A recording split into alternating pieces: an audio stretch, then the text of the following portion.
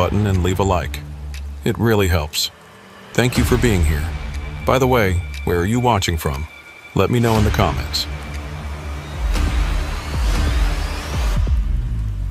My name is Cole Briggs, and I've been running long-haul routes for 17 years now.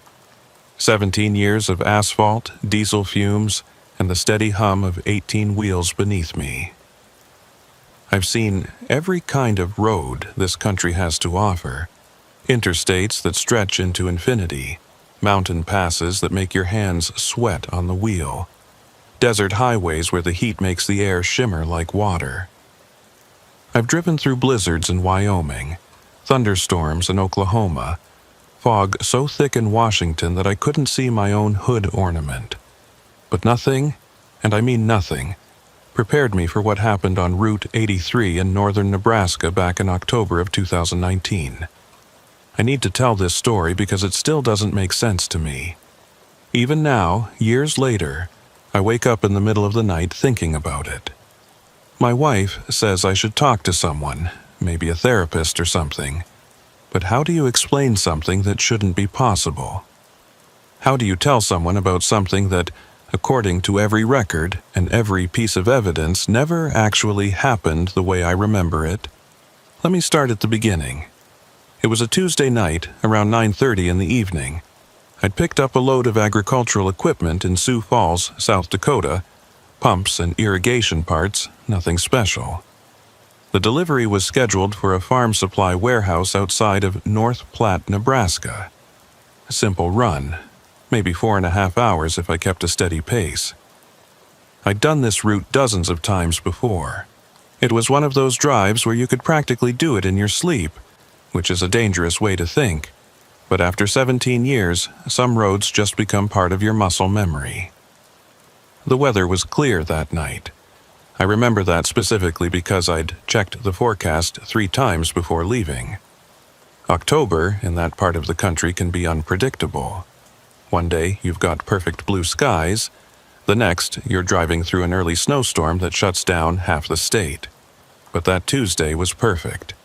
Temperature in the low 50s, no wind to speak of, visibility for miles. The kind of night where driving actually feels peaceful instead of like work. I left Sioux Falls just after the sun went down. The sky was that deep purple color it gets right before full dark, with the last streaks of orange fading on the western horizon. I had my CB radio on, listening to other drivers chatter back and forth. Mostly, it was the usual stuff. Warnings about speed traps, complaints about dispatch, somebody asking about a good place to eat near exit 212. Normal trucker talk. It's actually comforting in a weird way. Reminds you that you're not completely alone out here. My phone was fully charged and sitting in the holder on my dashboard. I'd already called my wife, Linda, to let her know I was on the road and would probably be home by 2 or 3 in the morning. She wasn't happy about the late arrival, but she understood. She's been a trucker's wife for 12 years now. She knows how it works. The first hour was completely routine.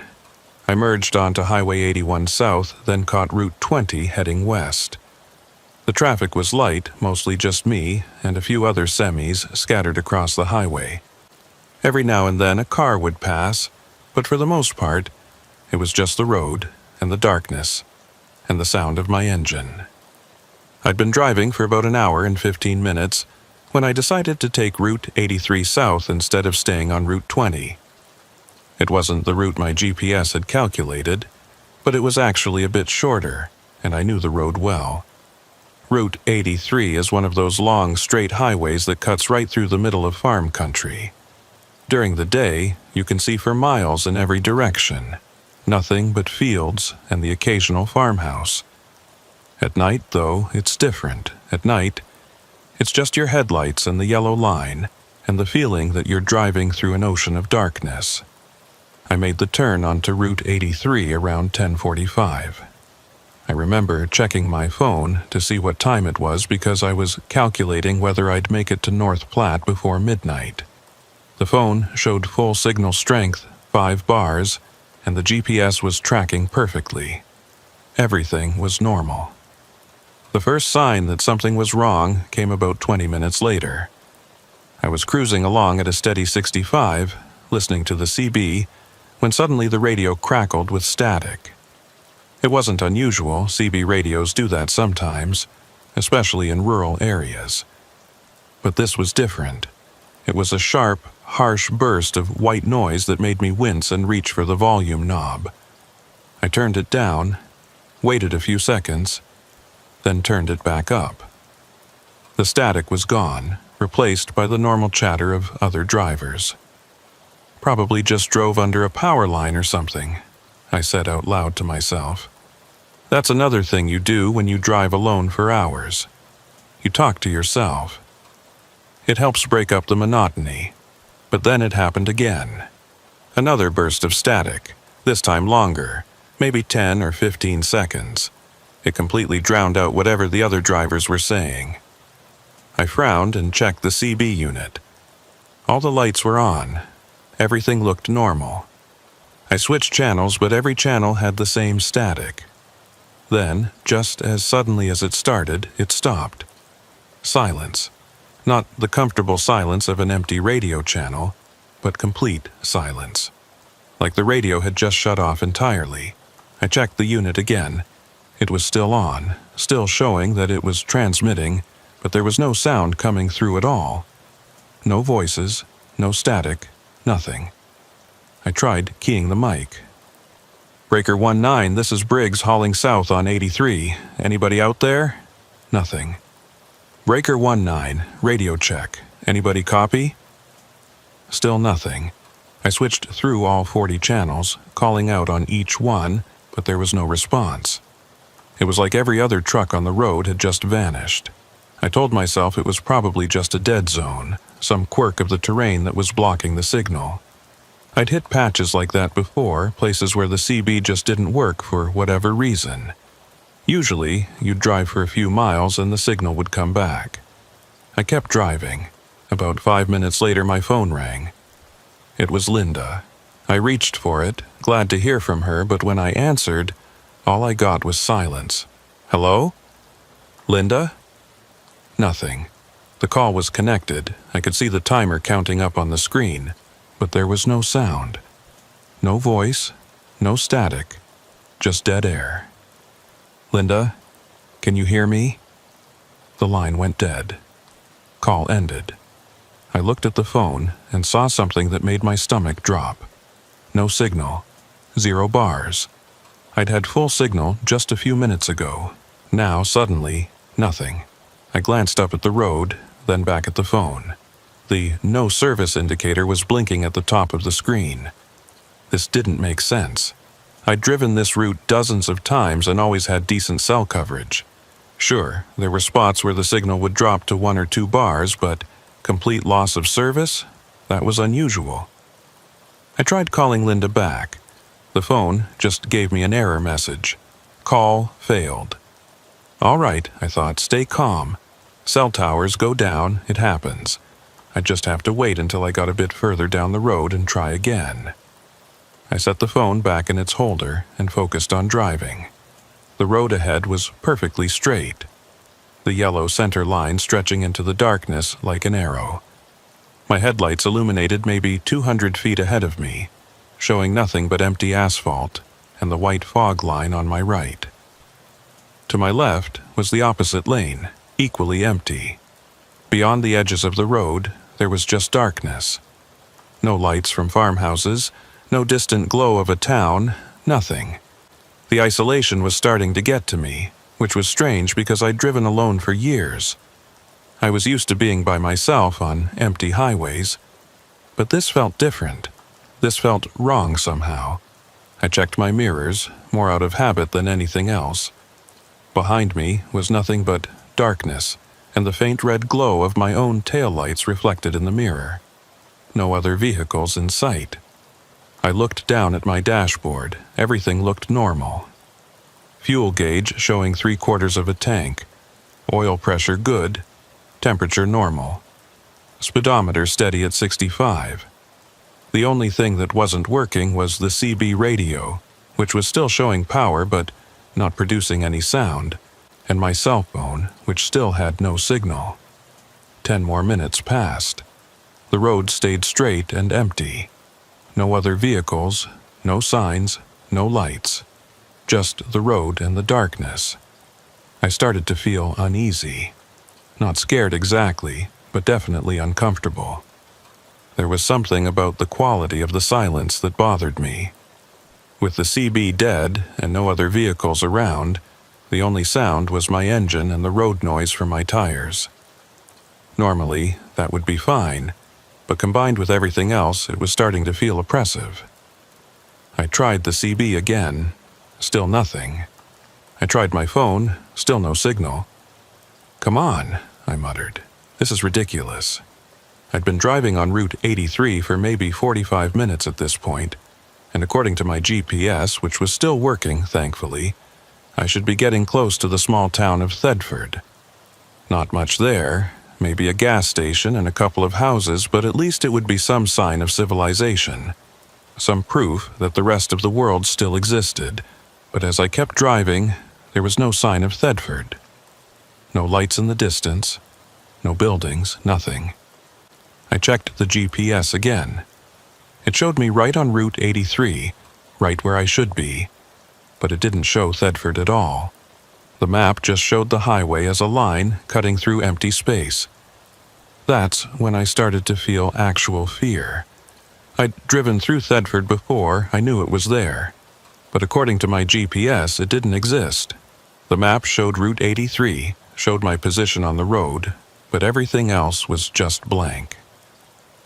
I slowed down, not sure what else to do.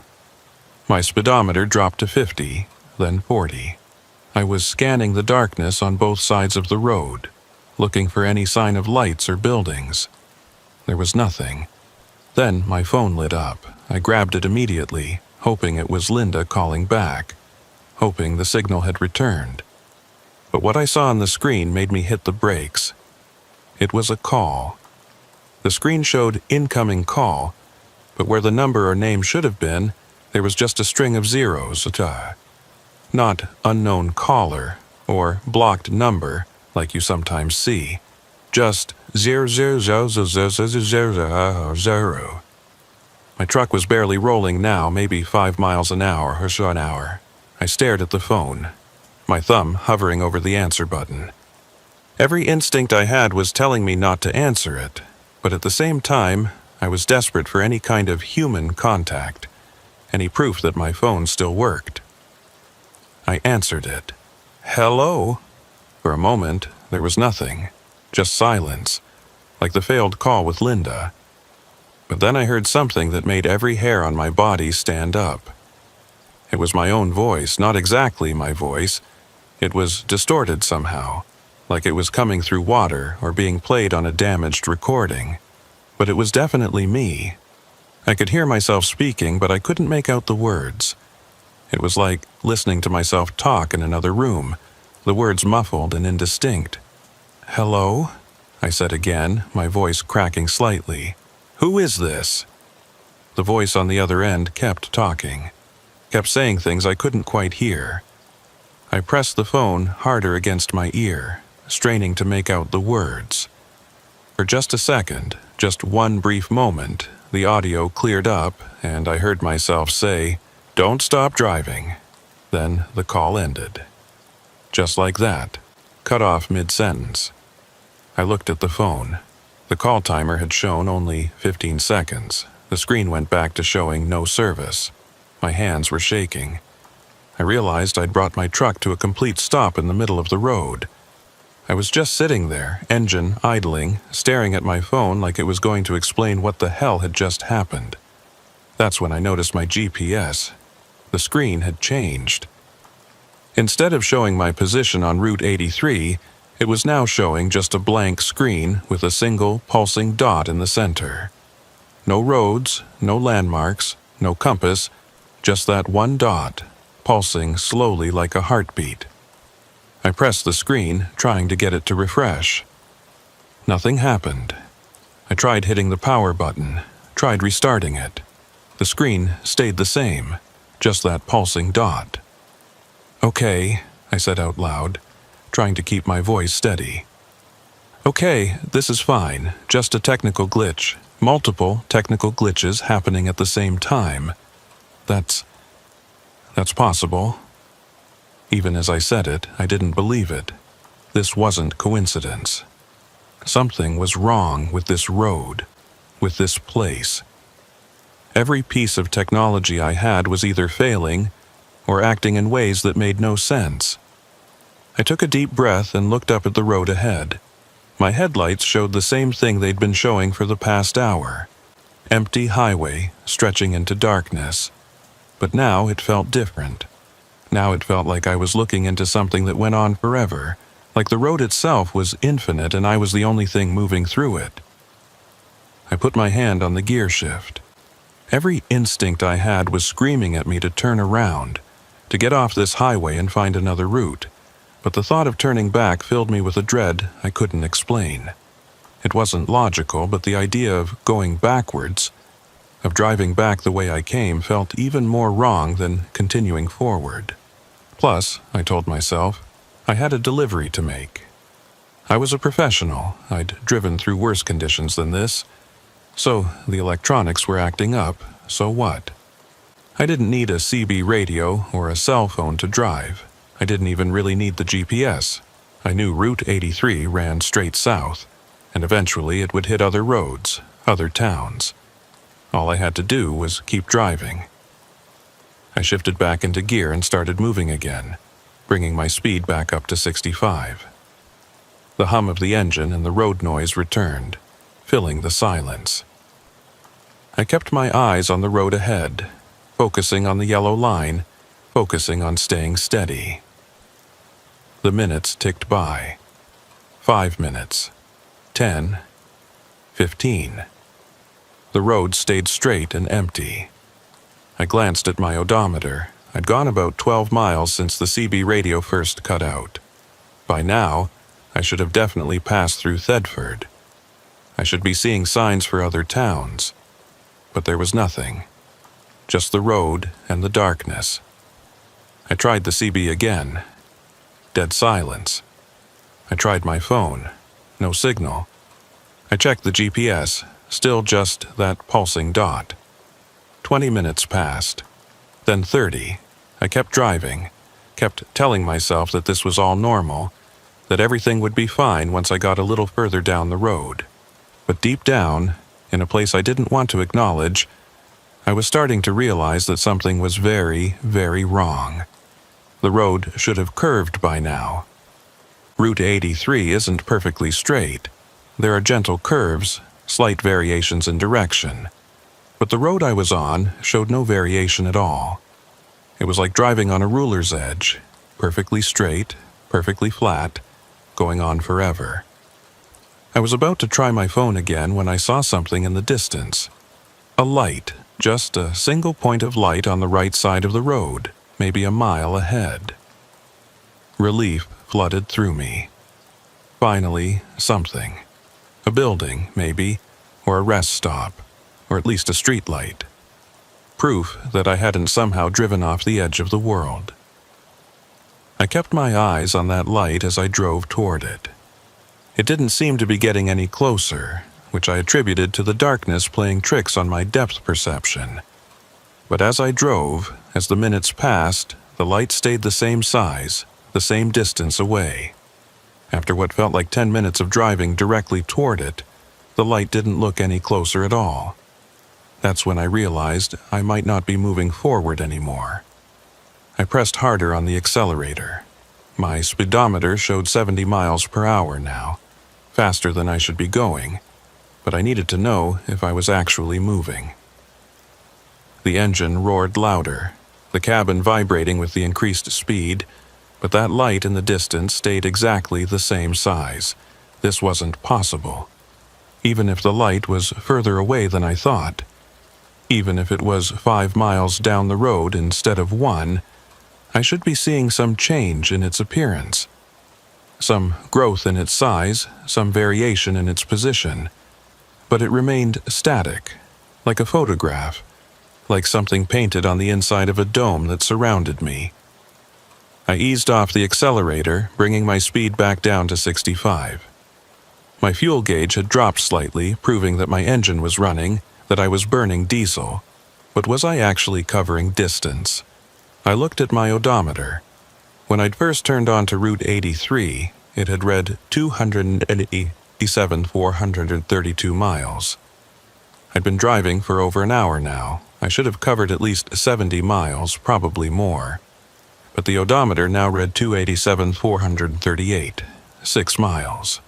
In over an hour of driving, my odometer claimed I'd only gone 6 miles. I stared at the numbers, waiting for them to change, waiting for them to suddenly jump forward and show the correct reading. They didn't move. Well, they did move. The tenth of a mile digit was slowly ticking upward as I drove, but far too slowly. Way too slowly for the speed I was traveling. "This isn't real," I said out loud. My voice sounded strange in the cabin, flat and dead, like the air itself was absorbing the sound. "This can't be real." But it was real. I could feel the steering wheel in my hands, feel the vibration of the road through my seat, smell the faint scent of diesel and the pine air freshener hanging from my mirror. Everything felt completely normal except for the fact that nothing was working the way it should. I checked my clock. It showed 11:47 p.m. That seemed about right.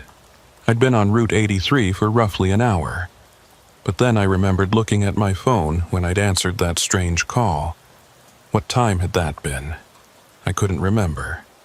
The fear and confusion had driven the detail from my mind. But I thought it had been earlier than this. I thought it had been around 11:15 or 11:20. If that was true, then I'd lost time somewhere, or gained it.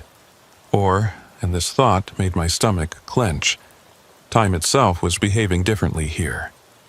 I forced myself to focus on the road. Panicking wouldn't help.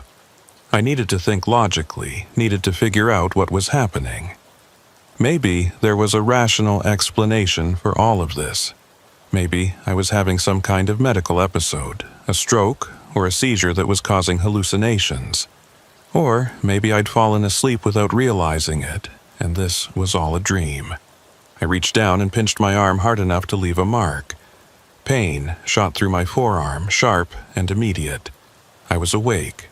The light ahead continued to hover in the distance, unchanged.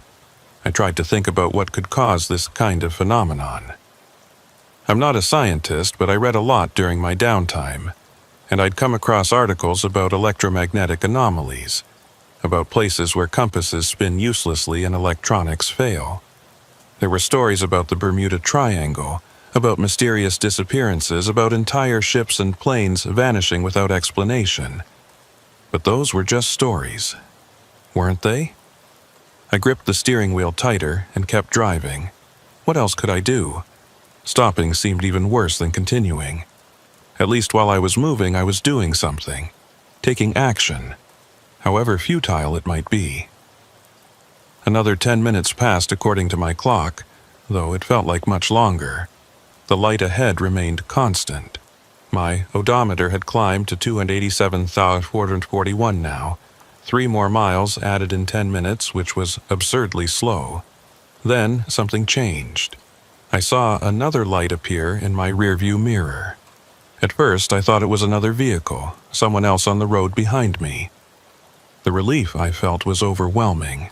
Another person meant I wasn't alone in this, meant there was someone else experiencing the same thing, someone who could confirm that this was real. But as I watched the light in my mirror, I realized it wasn't moving either.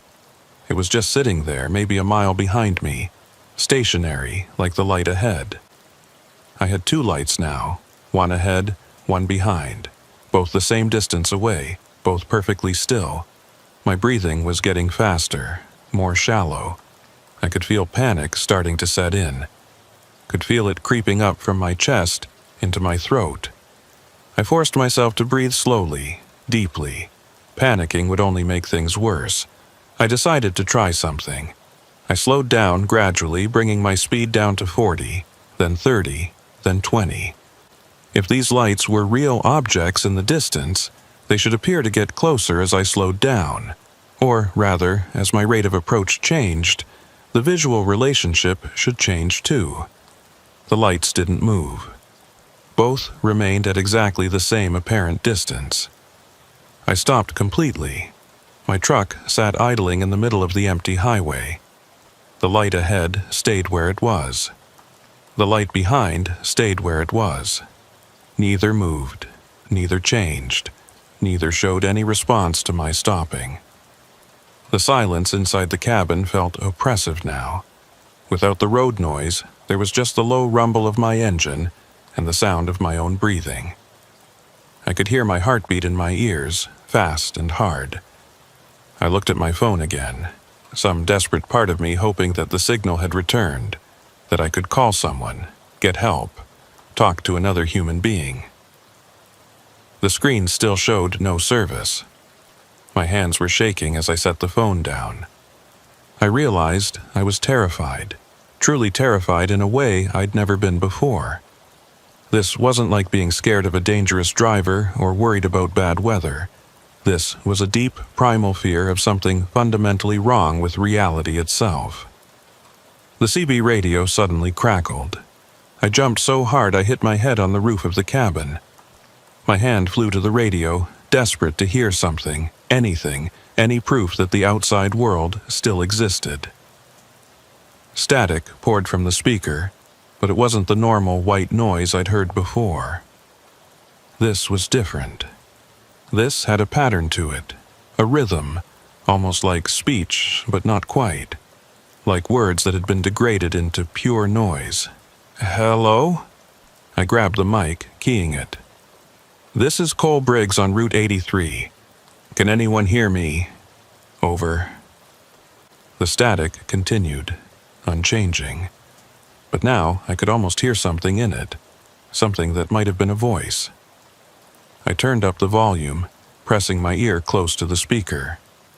There was definitely something there, not words exactly, but something that wanted to be words.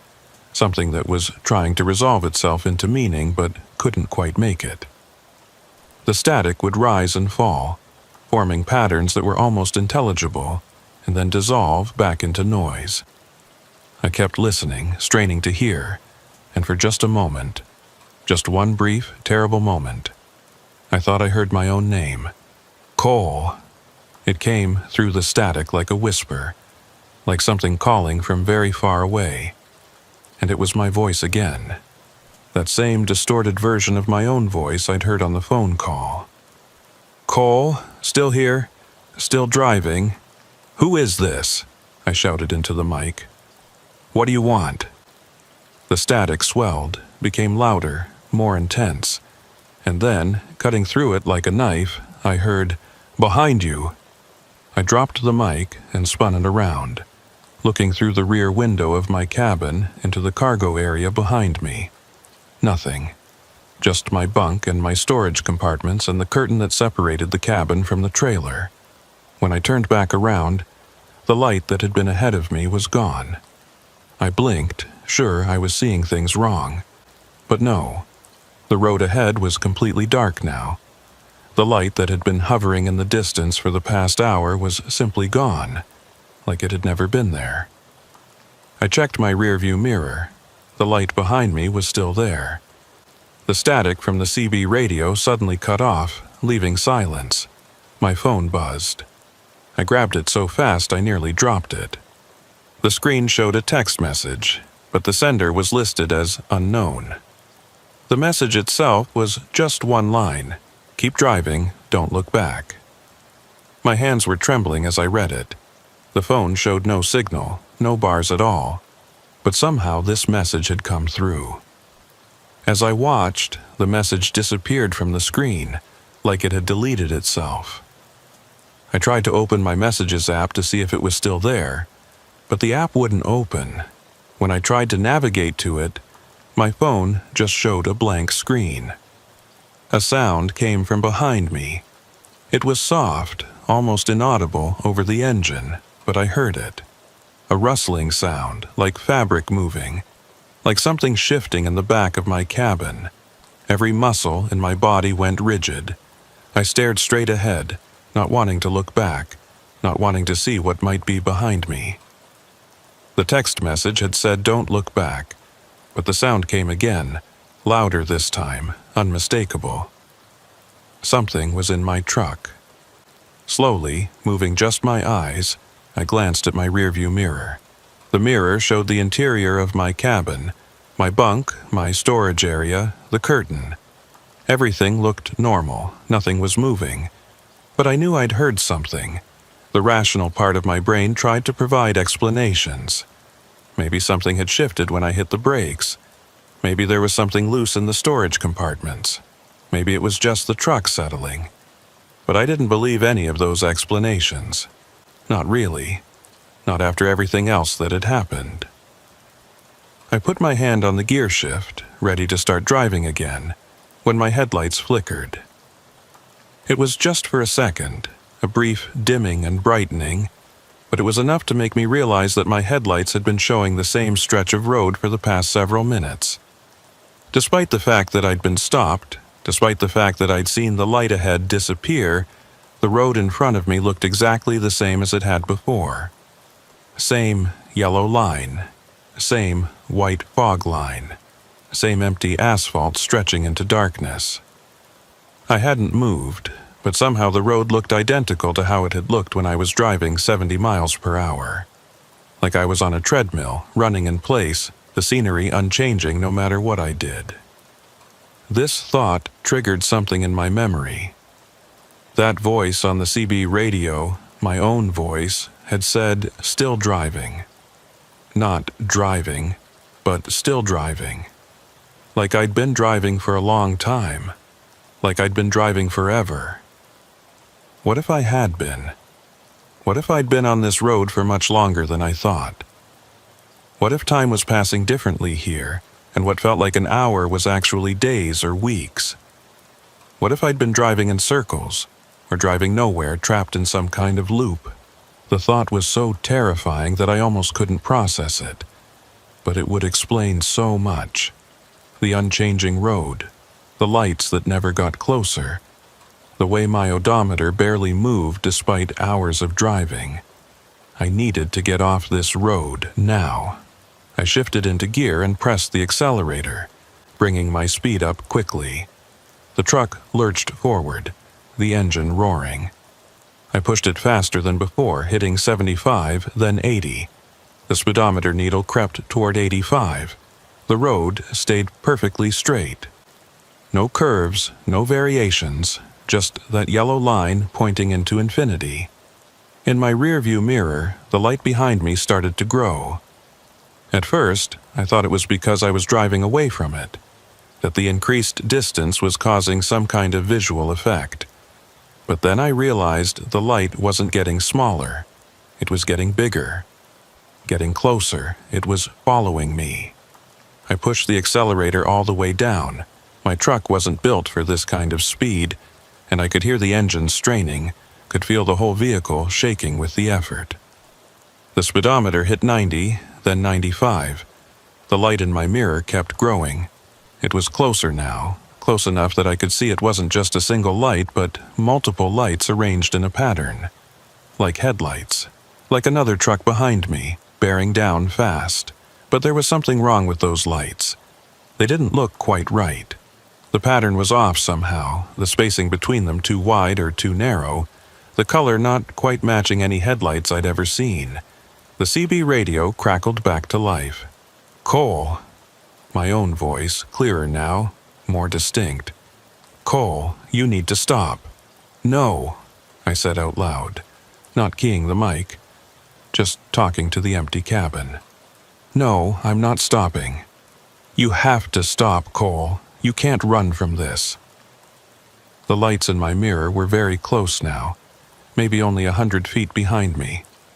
At the speed I was going, that meant whatever was behind me was traveling at well over 100 miles per hour. "Cole, please, stop the truck." The voice sounded sad now, resigned, like it was trying to tell me something important but knew I wouldn't listen. My truck was shaking violently at this speed. I'd never pushed it this hard before, never gone this fast. Something under the hood was making a high-pitched whining sound that definitely wasn't normal. I knew I couldn't maintain this for long, knew that something was going to break, or overheat, or fail. But I couldn't stop. Whatever was behind me, whatever those lights belonged to, I couldn't let it catch up. The road ahead suddenly curved. It was the first change in the road I'd seen in over an hour, and I almost missed it.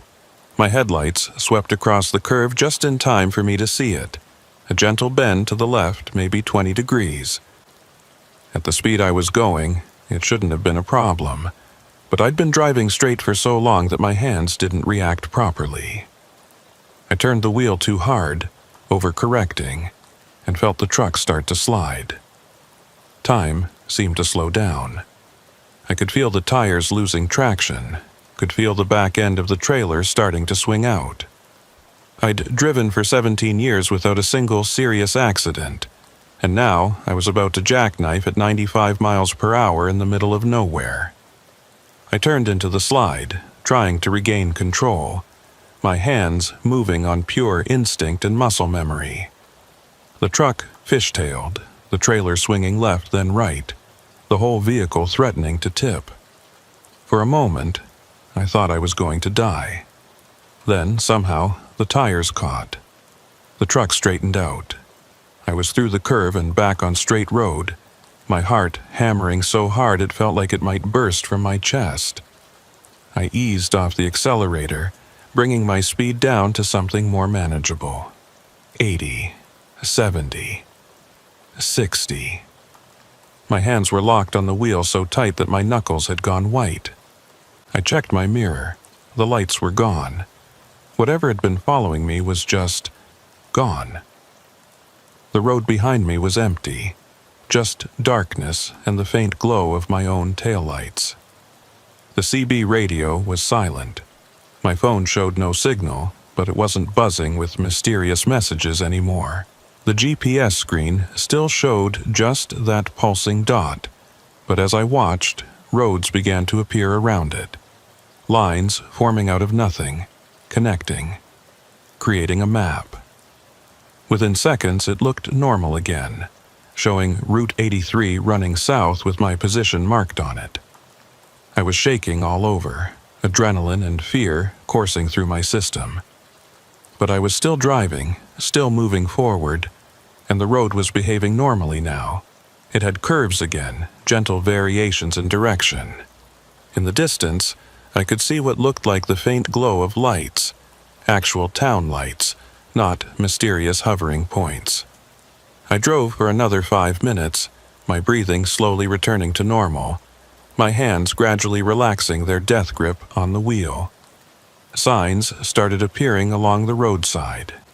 Speed limit signs, mile markers, a green highway sign announcing that Valentine, Nebraska was 47 miles ahead. Valentine, a real town on my map with a real distance. Everything seemed to be going back to normal. My odometer was behaving properly again, too. As I drove, I watched it tick upward at the correct rate, matching my speed. The CB radio crackled once more, and this time I heard actual voices. 2 truckers discussing road conditions, talking about construction near Chadron. Normal conversation. Normal voices that weren't my own. I grabbed the mic with trembling hands. "Breaker 19, this is Briggs. Anyone copy?" "Copy, Briggs," a gravelly voice responded immediately. "This is Tanner, heading north on 83. What's your 20? "South of Valentine," I said, my voice cracking slightly. You seeing anything weird out there tonight?" A pause. "Weird how?" "Never mind," I said quickly. "Just, never mind. Rough night. Thanks for the response. 10-4. Keep the shiny side up, driver." I set the mic down and exhaled slowly. I was back. Whatever had happened, whatever that was, I was back in the real world now. My phone buzzed. I looked at it cautiously, half expecting another mysterious message. But it was just Linda calling. I answered it, and this time I heard her voice clearly. "Cole, are you okay? I tried calling you like 20 times. "I'm fine," I said, and even I could hear how shaky my voice was. "Cell service was out for a while. I'm fine." "You don't sound fine. What's wrong?" "Just a rough stretch of road. I'll tell you about it when I get home."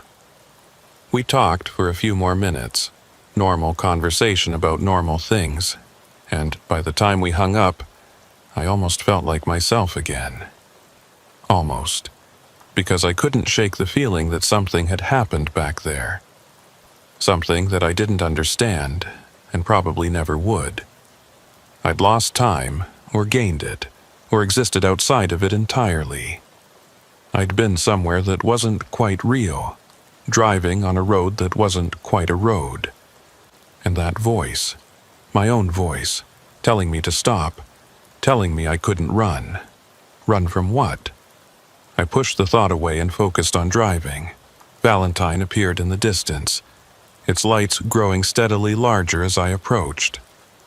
Real lights, attached to real buildings, in a real town. I'd never been so happy to see civilization, but even as I drove through Valentine and continued south toward North Platte, even as the night progressed normally and I completed my delivery on schedule, a part of me couldn't stop thinking about that stretch of road. I've driven Route 83 dozens of times since that night, always during the day, always making sure I pass through that section with plenty of sunlight and traffic around me. During the day, it looks completely normal.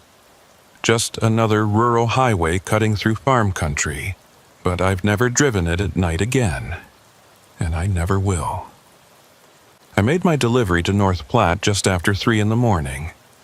The warehouse supervisor who met me at the loading dock was half asleep, barely grunting a greeting as he directed me to back up to Bay 7. I went through the motions automatically, checking the seals, opening the trailer, watching the forklift operators unload the agricultural equipment I'd been hauling. The whole time, my mind was elsewhere. I kept replaying what had happened on Route 83, trying to make sense of it, trying to find some rational explanation that would let me file it away as a strange experience and move on. But I couldn't. Every explanation I came up with fell apart under scrutiny. Equipment malfunction? All my equipment at once, including my odometer and clock? Atmospheric anomaly? That would explain the signal loss maybe, but not the voices, not the lights, not the road itself stretching into impossibility. Some kind of hallucination? But everything had felt real, more than real, hyper-real, like reality turned up too loud. Sir, you need to sign here." I blinked and realized the supervisor was standing in front of me with a clipboard. I signed the delivery confirmation with a hand that still wasn't quite steady, took my copy, and climbed back into my truck. The logical thing to do would have been to find a truck stop, grab a few hours of sleep, and then head home. But I wasn't tired. The fear and adrenaline from earlier had faded, replaced by a kind of manic alertness that I knew from experience wouldn't let me sleep even if I tried. So I started driving. Not home. That would have meant getting back on Route 83, even if just for a few miles, and I wasn't ready for that. Instead, I took Highway 80 east, adding hours to my trip, but keeping me on major interstates with plenty of traffic and cell coverage. The sun came up as I was passing through Grand Island. I pulled into a Flying J, filled up my tank, and went inside for coffee. The fluorescent lights and the smell of bad coffee and breakfast sandwiches were the most comforting things I'd experienced in hours. Normal. Mundane. Real. I sat in a booth by the window watching other truckers come and go and pulled out my phone. Full signal. 5 bars. I stared at it for a long moment, then opened my call history. The call from Linda that had failed at 11:02 p.m. was there. The successful call from Linda at 12:43 a.m. was there. But between them, there should have been another call. That strange call with the string of zeros. The call where I'd heard my own voice. It wasn't in my call history at all. Like it had never happened. I checked my messages. The text that had told me to keep driving. To not look back. Also gone. Not in my message history. Not in my deleted messages. Nowhere. I opened the browser on my phone and searched for Route 83 Nebraska anomalies. Nothing useful came up. I tried Route 83 signal loss, Route 83 missing time, Route 83 strange occurrences. Most of the results were just generic information about the highway, some travel blogs, nothing relating to what I'd experienced. But then I found something. It was a post on a trucking forum from 3 years ago, buried deep in a thread about unusual road conditions. The user, someone called Wheels Down 72, had written, "Anyone ever have problems on 83 between Thedford and Valentine? Drove through there last night and my CB and cell both went dead for almost an hour. Freaked me out. Couldn't get through to dispatch." There were only 2 replies. One said, "Happens sometimes in rural areas. Dead zones."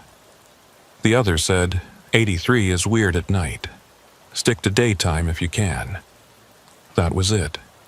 No elaboration, no shared experiences, nothing more. But it was something. Proof that I wasn't the only one who'd experienced something strange on that stretch of road. I kept searching, trying different search terms, looking through more trucking forums. I found a few other scattered mentions of signal problems on Route 83, but nothing that described what I'd gone through.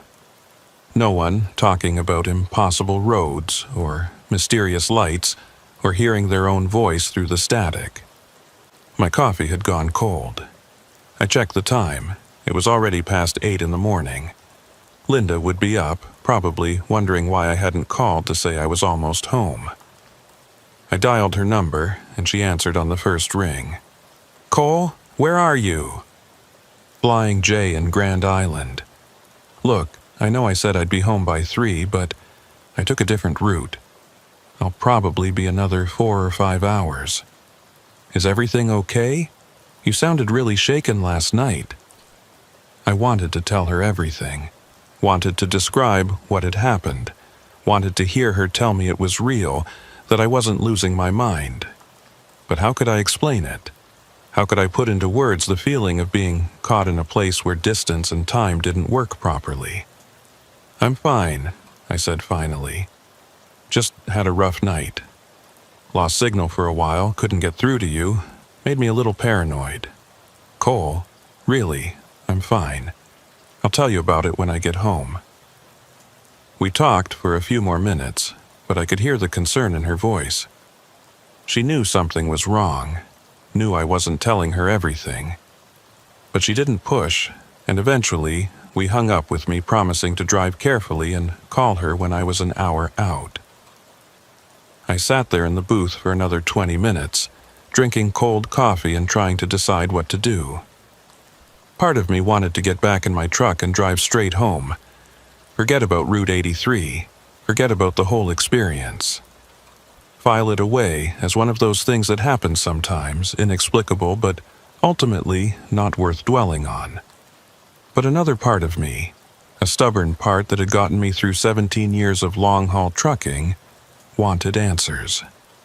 Needed answers. Because what if it happened again?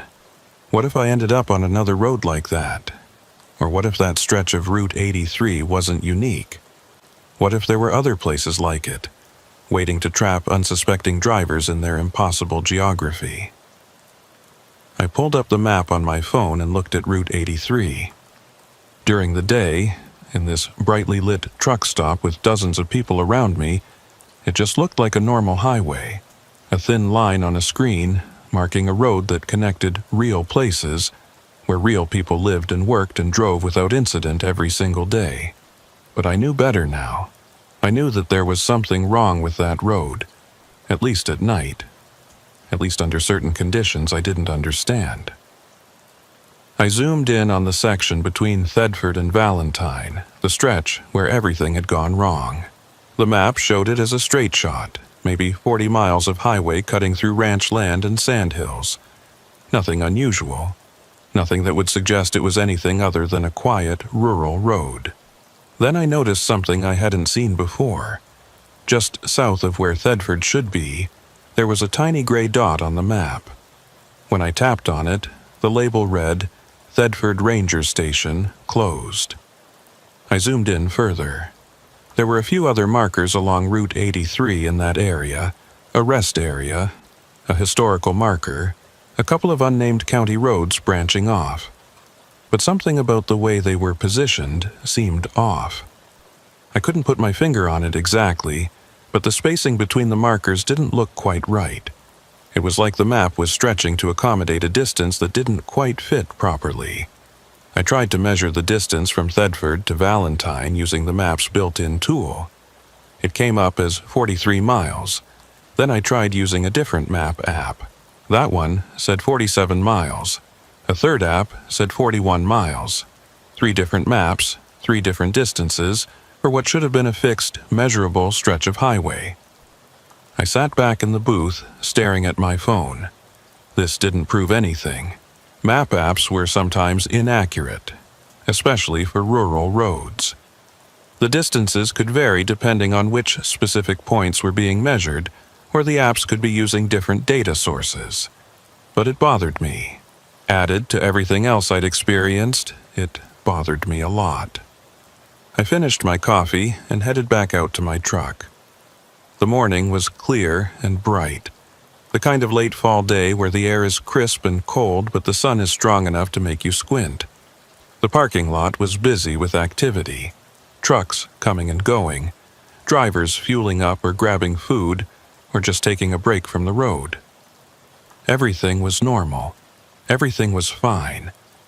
So why did I feel like I was standing on the edge of something vast and incomprehensible?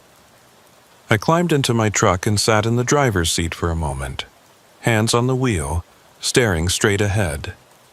Then I made a decision. I wasn't going home. Not yet. I was going back to Route 83.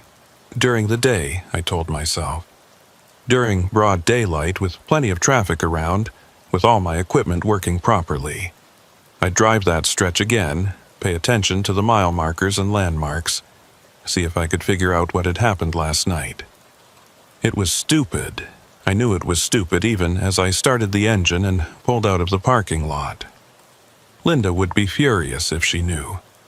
My dispatcher would have questions about why I was burning fuel on unnecessary mileage. And there was always the chance that whatever had happened last night would happen again, that I'd find myself trapped on that impossible road with no way out. But I had to know. I had to understand. I took Highway 30 west out of Grand Island, then cut north on a county road that would take me to Route 83 south of Thedford. The drive took about 2 hours, and with every mile, I felt my determination wavering. This was crazy. What did I think I was going to find? A sign saying, "Warning, reality doesn't work properly past this point"? But I kept driving. I reached Route 83 just before noon. The highway looked completely innocuous in the daylight. 2 lanes of gray asphalt running north-south through rolling sandhills covered in brown grass. A few cattle grazed in a pasture to my right. In the distance, I could see a farmhouse, white with a red barn, smoke rising from a chimney. Normal. Totally, completely normal. I turned south onto Route 83, the same direction I'd been traveling last night. My odometer read 287,500. 6 miles now.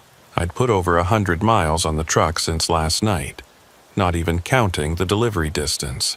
I kept my speed at exactly 60 miles per hour and watched the mile markers as I passed them. Mile marker 178. Mile marker 177. Mile marker 176. They were spaced properly, appearing at regular intervals, marking distance in a way that made sense. My phone had full signal. My CB radio was working perfectly, picking up chatter from other drivers. My GPS showed my position accurately on the map, my little blue dot moving smoothly down the highway in real time. Everything was working exactly as it should. I passed through what my GPS labeled as Thedford, barely even a town, just a handful of buildings clustered around the intersection where Route 83 crossed Highway 2. There was a gas station, closed, a post office, a few houses. Nothing unusual. Nothing that suggested this was the gateway to some kind of geographic anomaly. I kept driving south. The landscape rolled by at a steady pace. Sandhills, ranch land, the occasional windmill. Every few minutes, I'd pass another vehicle going the opposite direction. A pickup truck, a sedan, another semi. Normal traffic patterns for a rural highway at midday. I checked my odometer regularly. After 30 minutes of driving at 60 miles per hour, it showed I'd covered exactly 30 miles. The math worked. Distance and time and speed all lined up perfectly, the way they were supposed to. Mile marker 147, mile marker 146, mile marker 145. Nothing unusual, nothing wrong. Just a road. I was starting to feel foolish. What had I expected to find? Whatever had happened last night was clearly specific to nighttime conditions, or maybe specific to that one particular moment. Coming back during the day had been a waste of time and fuel. But then I noticed something. Between mile markers 143 and 142, there was a gap that seemed slightly too long. Not by much, maybe only by a few seconds. But my internal sense of timing, honed by 17 years of driving, told me something was off. I checked my speedometer. Still 60 miles per hour. I watched the odometer, still ticking upward at the correct rate. But that gap between markers had been longer than it should have been. I slowed down, bringing my speed to 50, then 40. I was looking for something now, scanning the sides of the road, the landscape, trying to see what I'd seen last night. Where had that first light been? Where had things started to go wrong? Mile marker 141. Mile marker 140. There. Just past mile marker 140, on the right side of the road, I saw something that made me hit the brakes. It was a rest area, or what had once been a rest area. There was a faded brown sign with white lettering that read, "Rest Area 1 mile." But the sign itself looked old, weathered, like it had been standing there for decades. I couldn't remember passing this sign last night, but then again, I'd been focused on other things. I drove slowly forward. The rest area appeared on my right, a paved turnoff leading to a small parking area with a few picnic tables and an old bathroom facility. But what caught my attention was that the pavement of the turnoff was broken and cracked, with weeds growing through it. The picnic tables were rusted and falling apart. One of them had collapsed entirely, its bench rotted through. The bathroom building looked like it hadn't been used in years. The door hung open on broken hinges and I could see graffiti on the walls inside. But according to the sign I'd just passed, this rest area was maintained by the Nebraska Department of Transportation. It should have been in usable condition. Instead, it looked abandoned, forgotten. I pulled into the rest area and stopped my truck.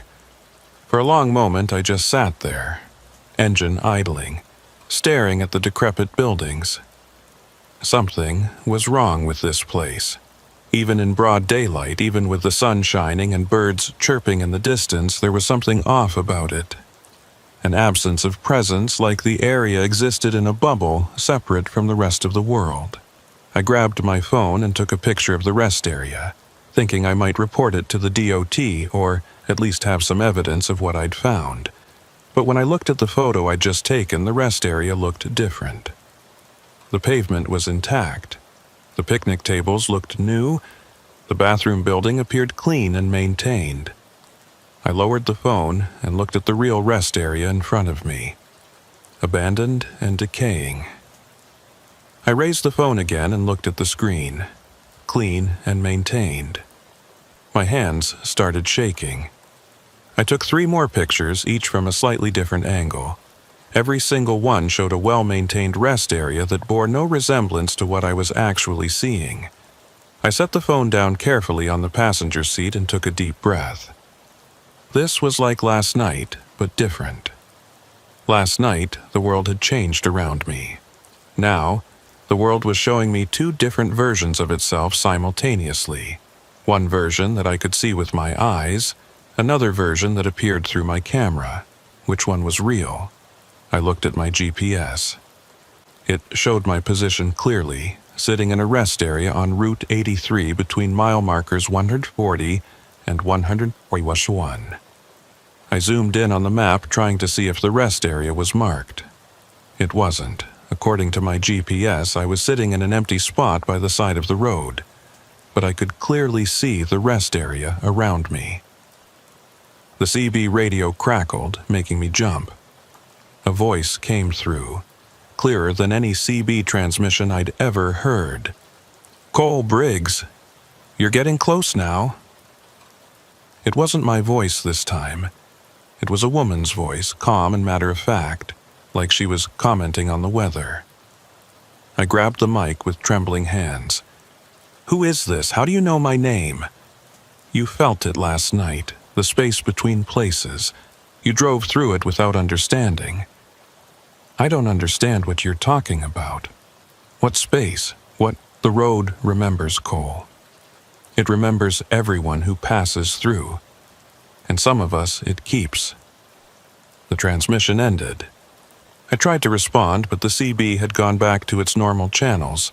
Different drivers talking about different things, none of them addressing me or even seeming to know I'd just been part of a conversation. I set the mic down and looked at the rest area again. It still appeared abandoned to my eyes. I pulled out my phone and took another picture. Still maintained and clean, I needed to leave. Whatever this place was, I needed to get back on the highway and get out of here. But as I reached for the gear shift, something in my peripheral vision caught my attention. There was someone standing by the bathroom building. I turned my head slowly, afraid of what I might see.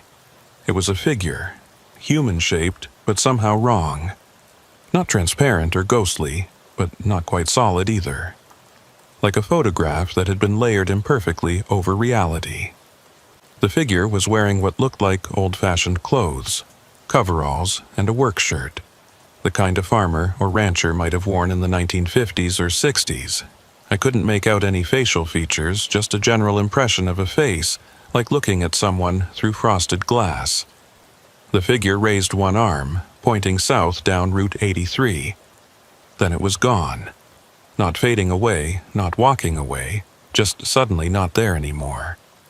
I sat frozen in my seat, my heart pounding so hard I could feel it in my throat. Every instinct I had was screaming at me to get out of there, to put this rest area in my rearview mirror and never look back. But that woman's voice on the CB had said I was getting close. Close to what? Close to understanding what had happened last night? Close to figuring out what was wrong with this stretch of road? Or close to becoming like that figure I'd just seen? Something caught between real and not real, trapped in a place that existed outside normal space and time? I shifted into gear and pulled back onto Route 83, heading south. My hands were white-knuckled on the steering wheel again, but I kept driving. The rest area disappeared behind me. Mile marker 139, mile marker 138. Everything looked normal.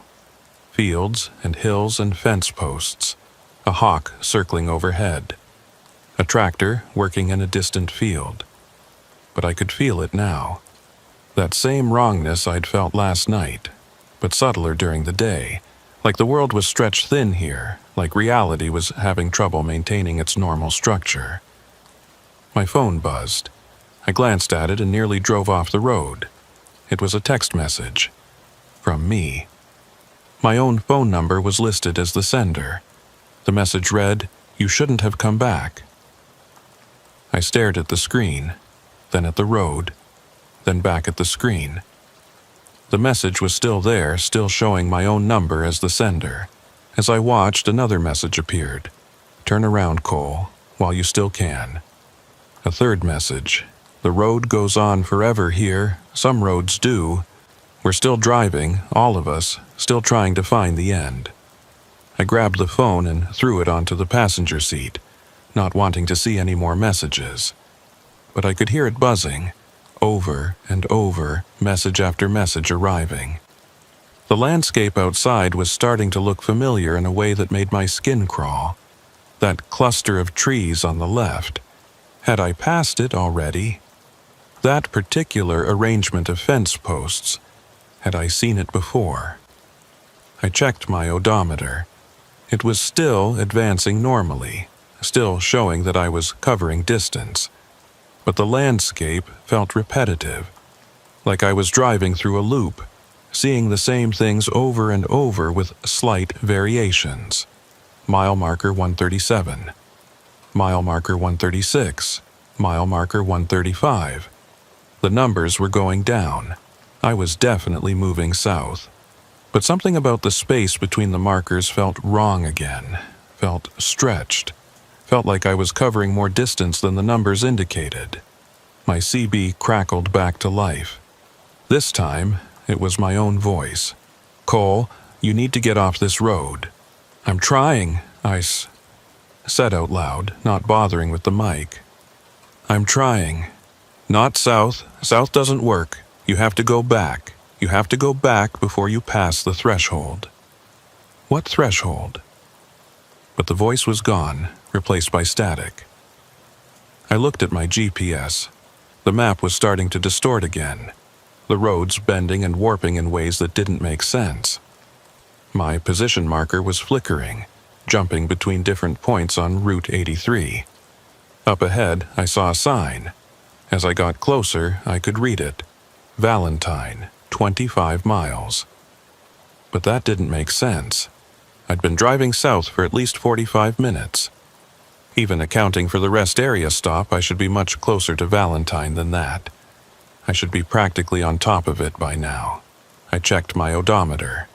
According to the miles I'd put on since getting back on Route 83 after the rest area, I should have covered almost 30 miles.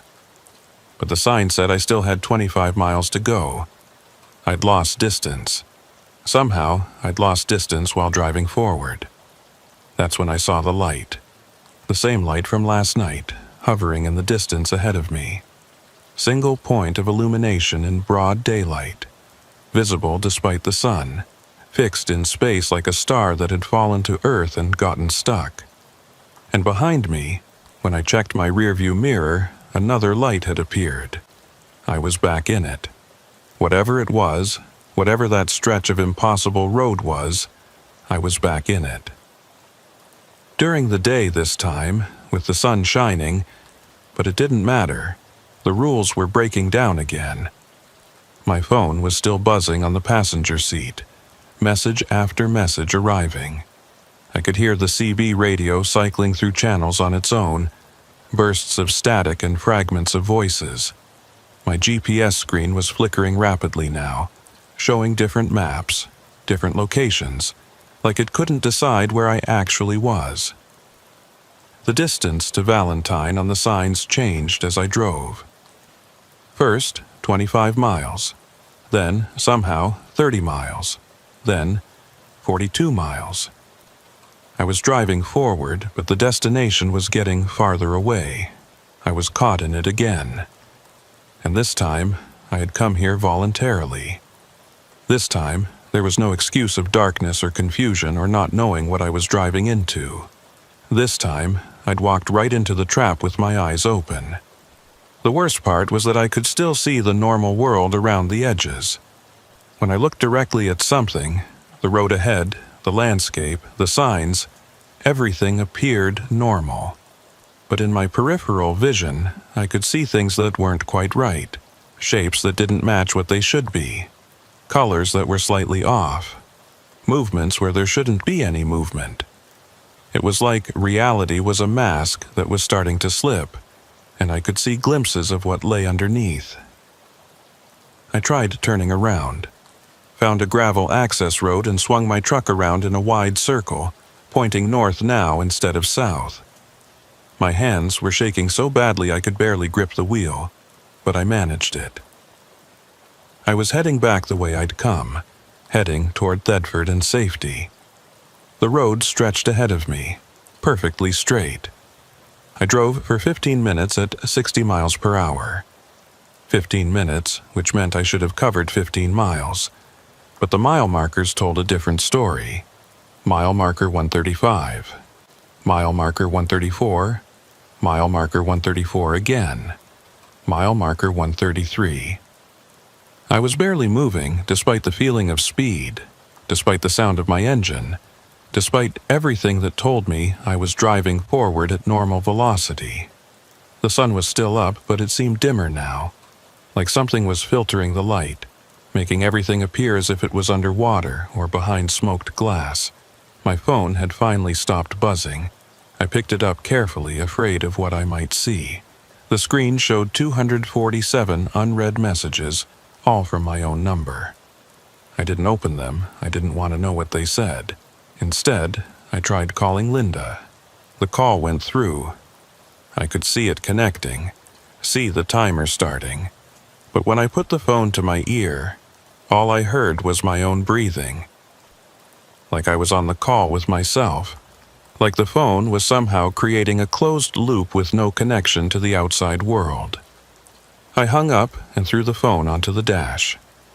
The lights were still there, one ahead, one behind, maintaining their fixed distance. During the day, they looked different than they had at night. Less like headlights or lanterns and more like, I don't know how to describe it. Like tears in the fabric of space, like holes through which something else was shining. The CB radio spoke in my voice again. "We told you not to come back." "Who's we?" I shouted at the radio. "Who the hell is we?" "Everyone who didn't make it out. Everyone who's still here, still driving. The road keeps us, Cole. It keeps us all." "That's not possible. That's not... How many of us do you think there are? Driving forever? Trying to find the end? Trying to get home?" The road collects us.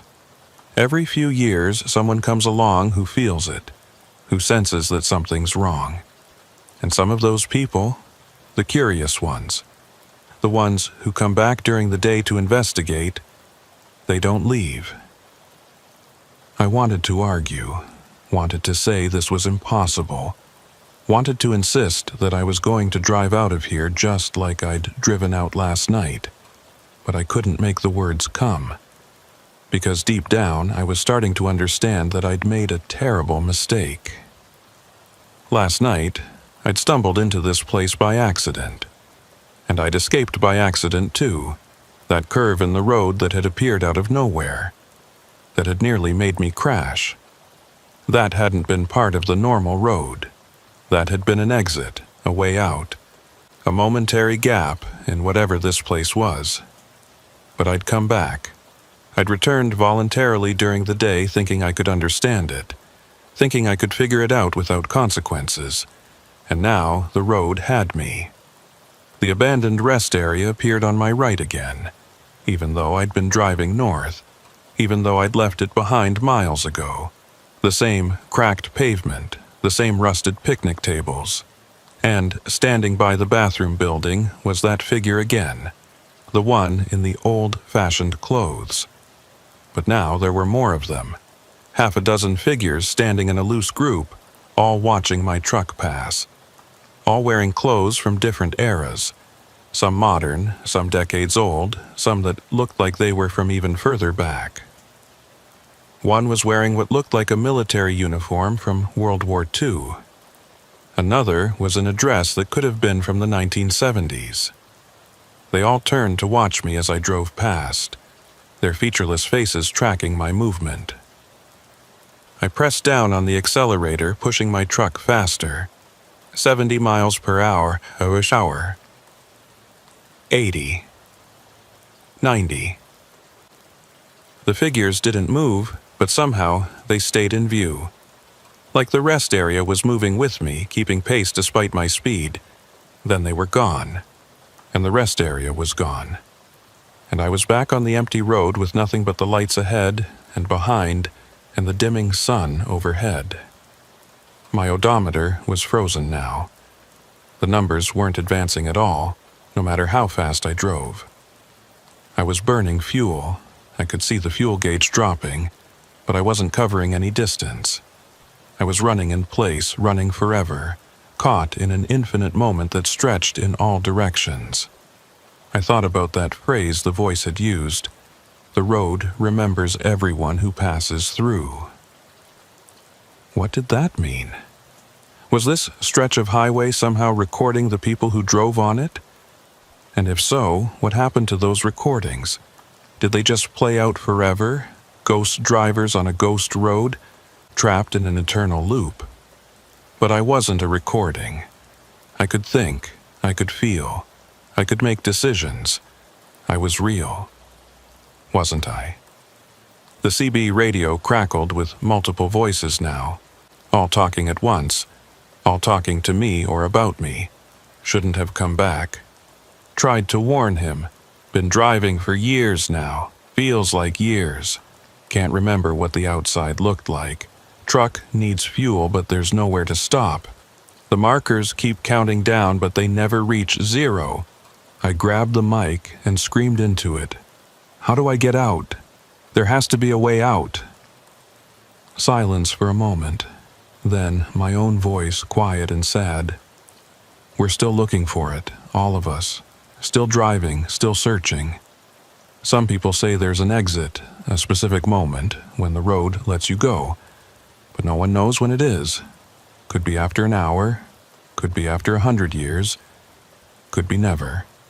That's not acceptable. I'm not staying here. I'm not... The truck lurched. It was a physical sensation, like hitting a pothole, but worse. Like the road itself had dropped away for a split second, and then snapped back. My teeth clacked together, and I bit my tongue hard enough to draw blood. When I looked up, the landscape had changed. It was darker now, much darker, like the sun had suddenly set even though my clock showed it was only 1:30 p.m. The road was different too, narrower, more cracked, with weeds growing through the pavement.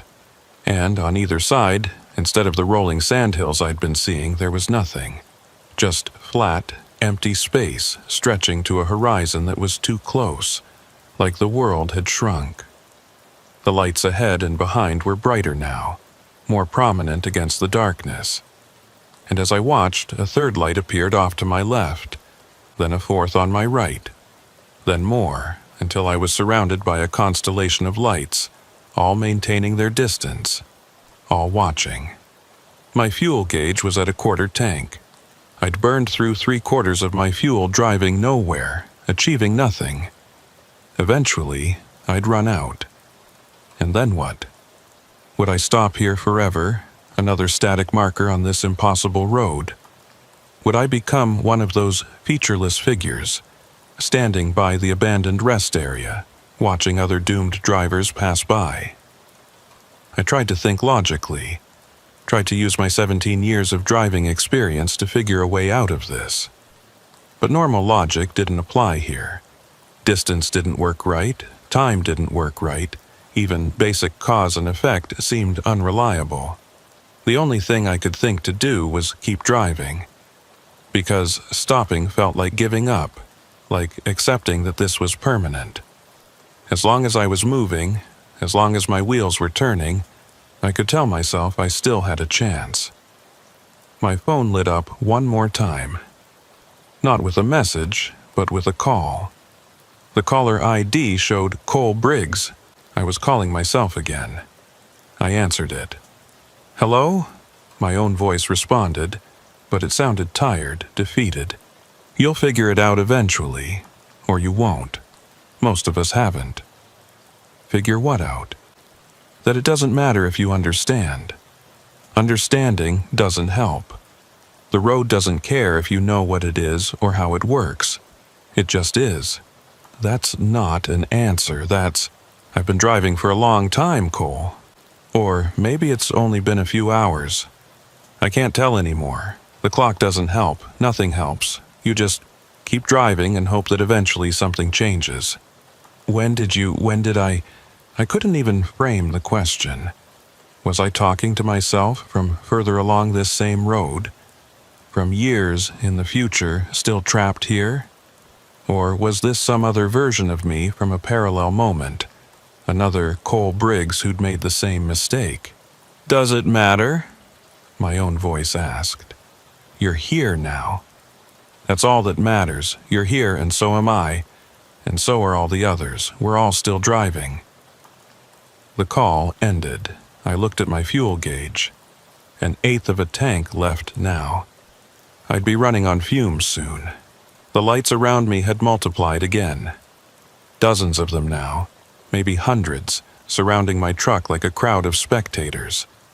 Some were moving, not getting closer or farther, but shifting positions, swapping places with each other, creating patterns in the darkness.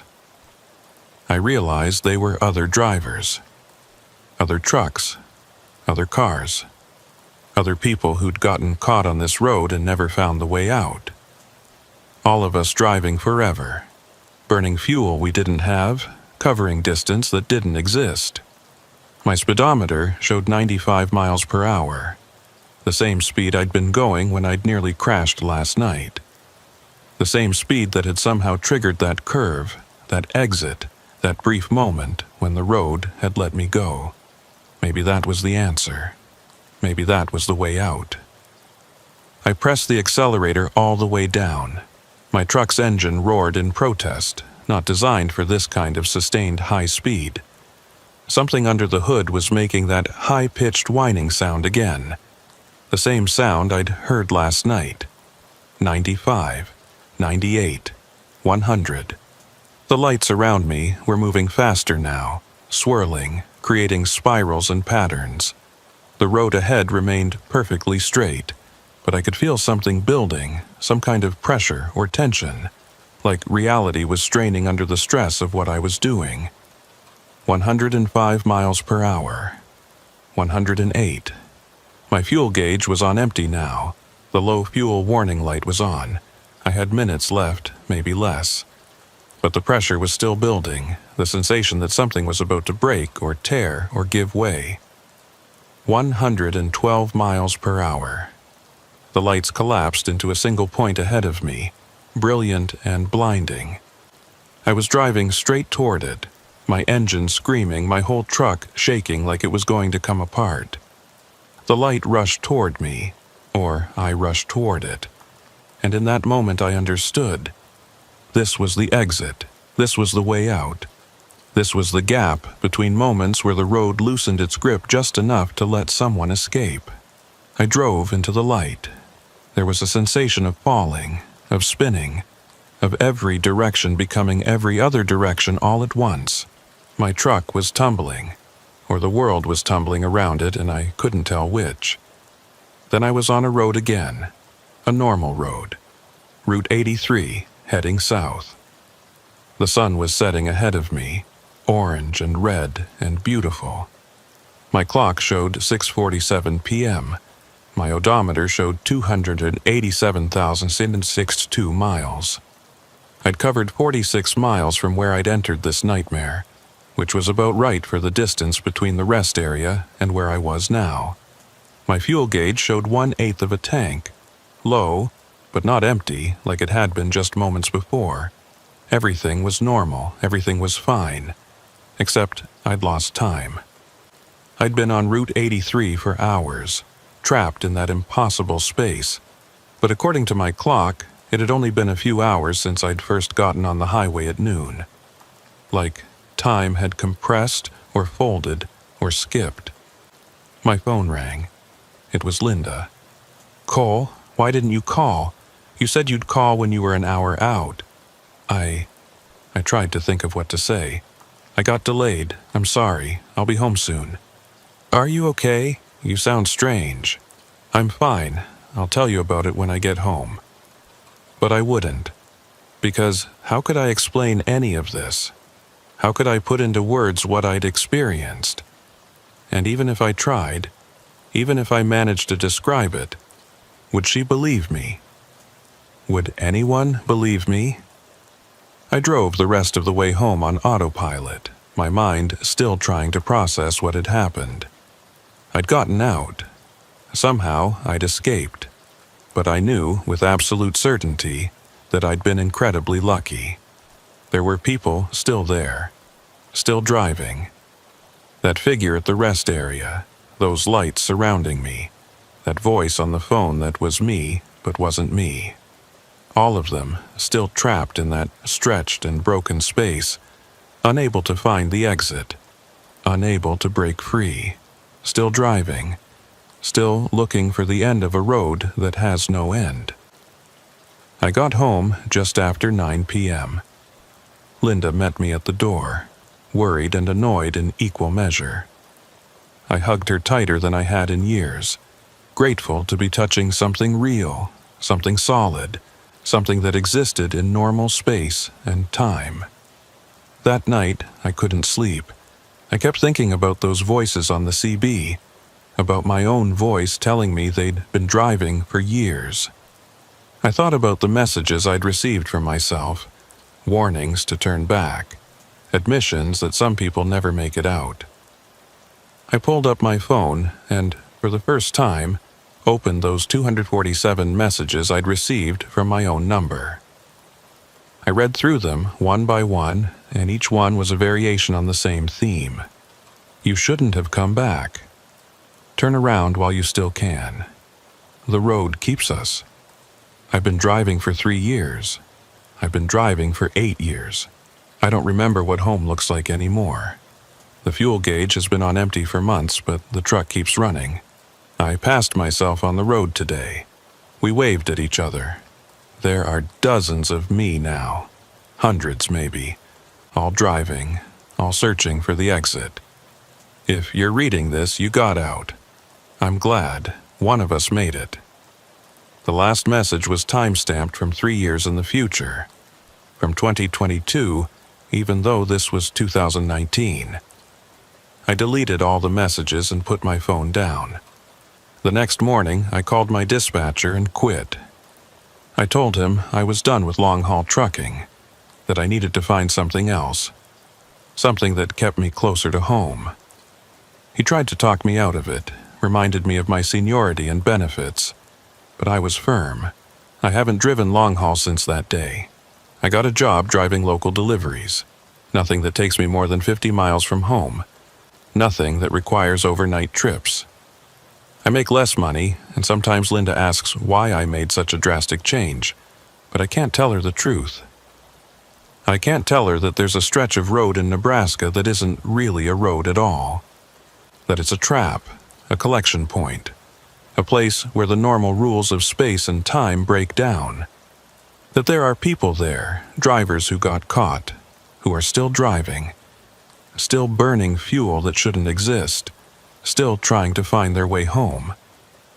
I can't tell her that sometimes, late at night, my phone buzzes with messages from my own number. Messages from versions of me who didn't make it out, who are still there, still trapped. Messages that say, "Still driving." I never answer them. I delete them as soon as they arrive. But they keep coming, every few weeks reminding me of what I escaped, reminding me of what I could have become. This happened in 2019. It's 2023 now, and I still think about it every day. I've tried to research Route 83, tried to find other people who've experienced what I did, but there's nothing.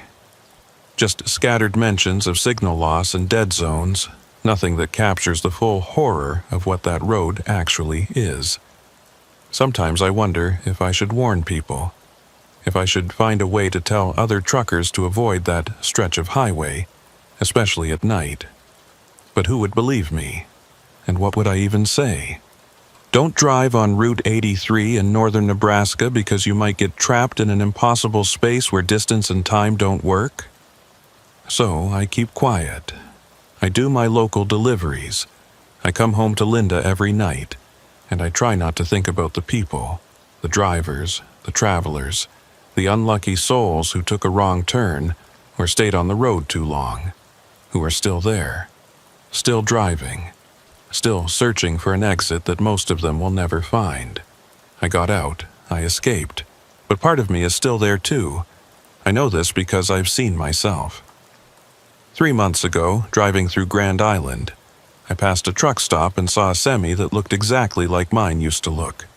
Same model, same color, same company logo, and behind the wheel, for just a moment, I saw myself. Older, more tired, but definitely me. Our eyes met as I drove past. He didn't look surprised to see me.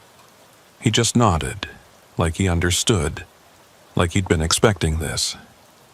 Then he was gone, and I convinced myself I'd imagined it. That it was just someone who looked like me. That it was coincidence. But my phone buzzed that night. Message from my own number. I saw you today. I'm glad you made it out. Don't worry about me. I'm still looking for the exit. I'll find it eventually. We all will. We have to. I didn't respond. What could I say? Instead, I deleted the message and turned off my phone. But even with my phone off, even lying in bed next to Linda, even in the safety of my own home, I could feel it. That stretch of road, that impossible space, still out there, still collecting people, still keeping its prisoners trapped in an eternal loop of driving and searching and hoping. And I knew that somewhere on Route 83, in a place between Thetford and Valentine where distance doesn't work properly and time folds in on itself, there are versions of me still driving, still burning fuel that shouldn't exist, still trying to get home, still hoping that the next curve, the next sign, the next moment will be the one where the road finally lets them go. I made it out, but I'm not sure how many of me didn't. And that's the part that keeps me awake at night. Not the fear that I'll end up back there. I'm careful now. I avoid that highway completely. I never drive at night if I can help it. No, what keeps me awake is the knowledge that there are other roads like that one.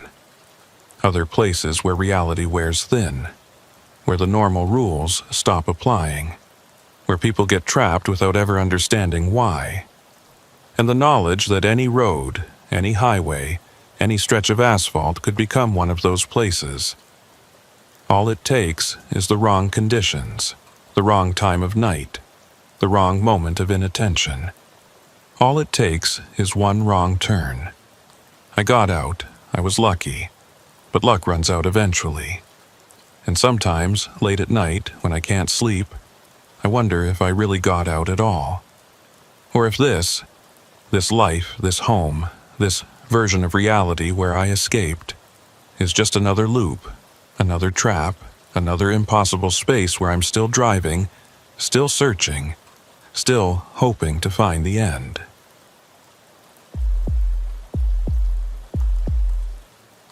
My name is Mason Dalton, and I've been hauling freight across the American heartland for 22 years. 22 years of watching the sun rise over cornfields in Iowa, set over mountains in Colorado, and everything in between.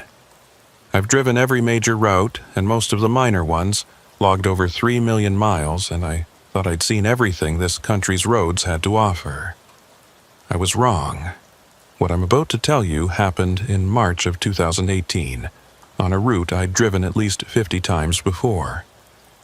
It was supposed to be routine, a simple overnight haul from Kansas City to Denver, carrying electronics and computer parts. Standard cargo, standard route, nothing out of the ordinary. I'd left Kansas City at 7 in the evening, planning to arrive in Denver by 7 the next morning. 12 hours of driving, maybe 13 with a fuel stop. I should have arrived on schedule. Instead, I lost 17 hours somewhere on Interstate 70 in western Kansas. 17 hours that I can't account for, that don't show up on any of my logs, that might as well have been erased from existence. But I remember every second of them. Let me start with what the day was like before everything went wrong. It was a Tuesday, unseasonably warm for March. The forecast had called for clear skies all the way to Colorado, and for once, the forecast was accurate. When I pulled out of the distribution center in Kansas City, the temperature was a comfortable 58 degrees. No wind, visibility unlimited. I remember thinking it was going to be an easy run, maybe too easy. After 22 years, you learn to be suspicious of trips that seem too straightforward. Something always goes wrong, a blown tire, unexpected construction, a snowstorm that wasn't supposed to hit for another day. But I pushed that thought aside and focused on the road ahead. The first 3 hours were perfect. I merged onto I-70 West and settled into that comfortable rhythm that long-haul drivers know so well. The radio was playing classic rock, my coffee was hot, and the road was mine. Traffic was light, just me and a few other semis scattered across the highway, all of us heading west into the gathering darkness. I'd made this run so many times that I barely had to think about it. I knew every exit, every rest stop, every truck stop with decent coffee. I knew where the speed traps were, where the road got rough, where the cell service cut out for a few miles. This was my territory, as familiar as my own driveway. Around 10 p.m., I crossed from Missouri into Kansas. The landscape flattened out even more, becoming that endless prairie that stretches for hundreds of miles in every direction. During the day, you can see forever out here. At night, it's just darkness and stars and the occasional set of headlights. I stopped for fuel in Salina, Kansas around 11:30. Nothing unusual about the stop. I filled up the tank, grabbed a sandwich and another coffee from the attached convenience store, used the bathroom, and was back on the road within 20 minutes. The attendant who rang me up was a kid, maybe 19 or 20, and we exchanged the usual pleasantries about the weather and road conditions. "Clear sailing all the way to Colorado," he said, handing me my receipt. "You picked a good night for it." "Appreciate it," I told him, and headed back out to my truck. That was the last normal interaction I had with another human being for a very long time. I got back on I-70 and continued west. The clock on my dashboard showed 11:52 p.m. According to my calculations, I'd reach the Colorado border around 2 in the morning, then push on to Denver from there, right on schedule. The road stretched ahead of me, straight and empty. The white dashed lines in the center seemed to pulse in my headlights, creating a hypnotic rhythm. Left side of the road was darkness. Right side was darkness. Above me was a sky full of stars, more stars than you ever see near a city, so many they seemed to blur together into a milky haze. I was about an hour west of Salina when I noticed the first strange thing. My GPS made a sound I'd never heard before. Not the usual alert tone it made when recalculating a route or warning about traffic, but a harsh, discordant beep that made me glance down at the screen. The map had frozen. My position marker, the little blue triangle that shows where you are, was stuck in place, not moving even though I was clearly driving forward at 68 miles per hour. I tapped the screen a few times thinking maybe it had glitched. Nothing changed. Then the screen went black. I tried turning the GPS off and back on. Nothing happened. The power button didn't respond. The screen stayed dark, like the device had completely died. "Great," I muttered, setting it back in its holder. "Just great." It wasn't a disaster. I knew this route well enough to navigate without GPS. But it was annoying. The unit was less than a year old and shouldn't have been having problems. I made a mental note to get it looked at when I got to Denver. I kept driving. About 10 minutes later, my cell phone rang. It was my wife, Jenny. We'd been married for 19 years, and she was used to my irregular hours, but she always liked to check in at least once during overnight runs. I answered on the third ring. "Hey, babe." There was silence on the other end. Not the silence of an empty line, but the silence of a connection that was there but not transmitting any sound. "Jenny, you there?" Still nothing. I pulled the phone away from my ear and looked at the screen. The call was connected. I could see the timer counting up, but there was no sound at all. "Jenny, if you can hear me, I think there's something wrong with the connection. I'll try calling you back in a few minutes." I hung up and immediately tried calling her back. The phone showed full signal strength, 4 bars, but when I hit the call button, nothing happened. The screen just sat there showing calling, but the call never went through. I tried 3 more times with the same result. Then I tried calling my dispatcher, same problem. The phone acted like it was trying to connect, but the call never actually went through. This was getting weird. First the GPS, now my phone. 2 separate devices, both malfunctioning at the same time. I set the phone down and focused on driving. Whatever was causing the problem would probably clear up in a few miles. I'd driven through dead zones before, areas where cell service was spotty or non-existent. It was annoying, but not uncommon, especially in rural areas. But I'd never had a dead zone kill my GPS before. I glanced at my dashboard. Everything looked normal. Speed steady at 68. Fuel gauge showing 3/4 of a tank. Oil pressure good, temperature normal. The only instruments that weren't working were the electronic ones, GPS and phone. The radio was still working, though. I had it tuned to a classic rock station out of Hayes, and it was playing Fleetwood Mac. The signal was clear, no static or interference. That was something, at least.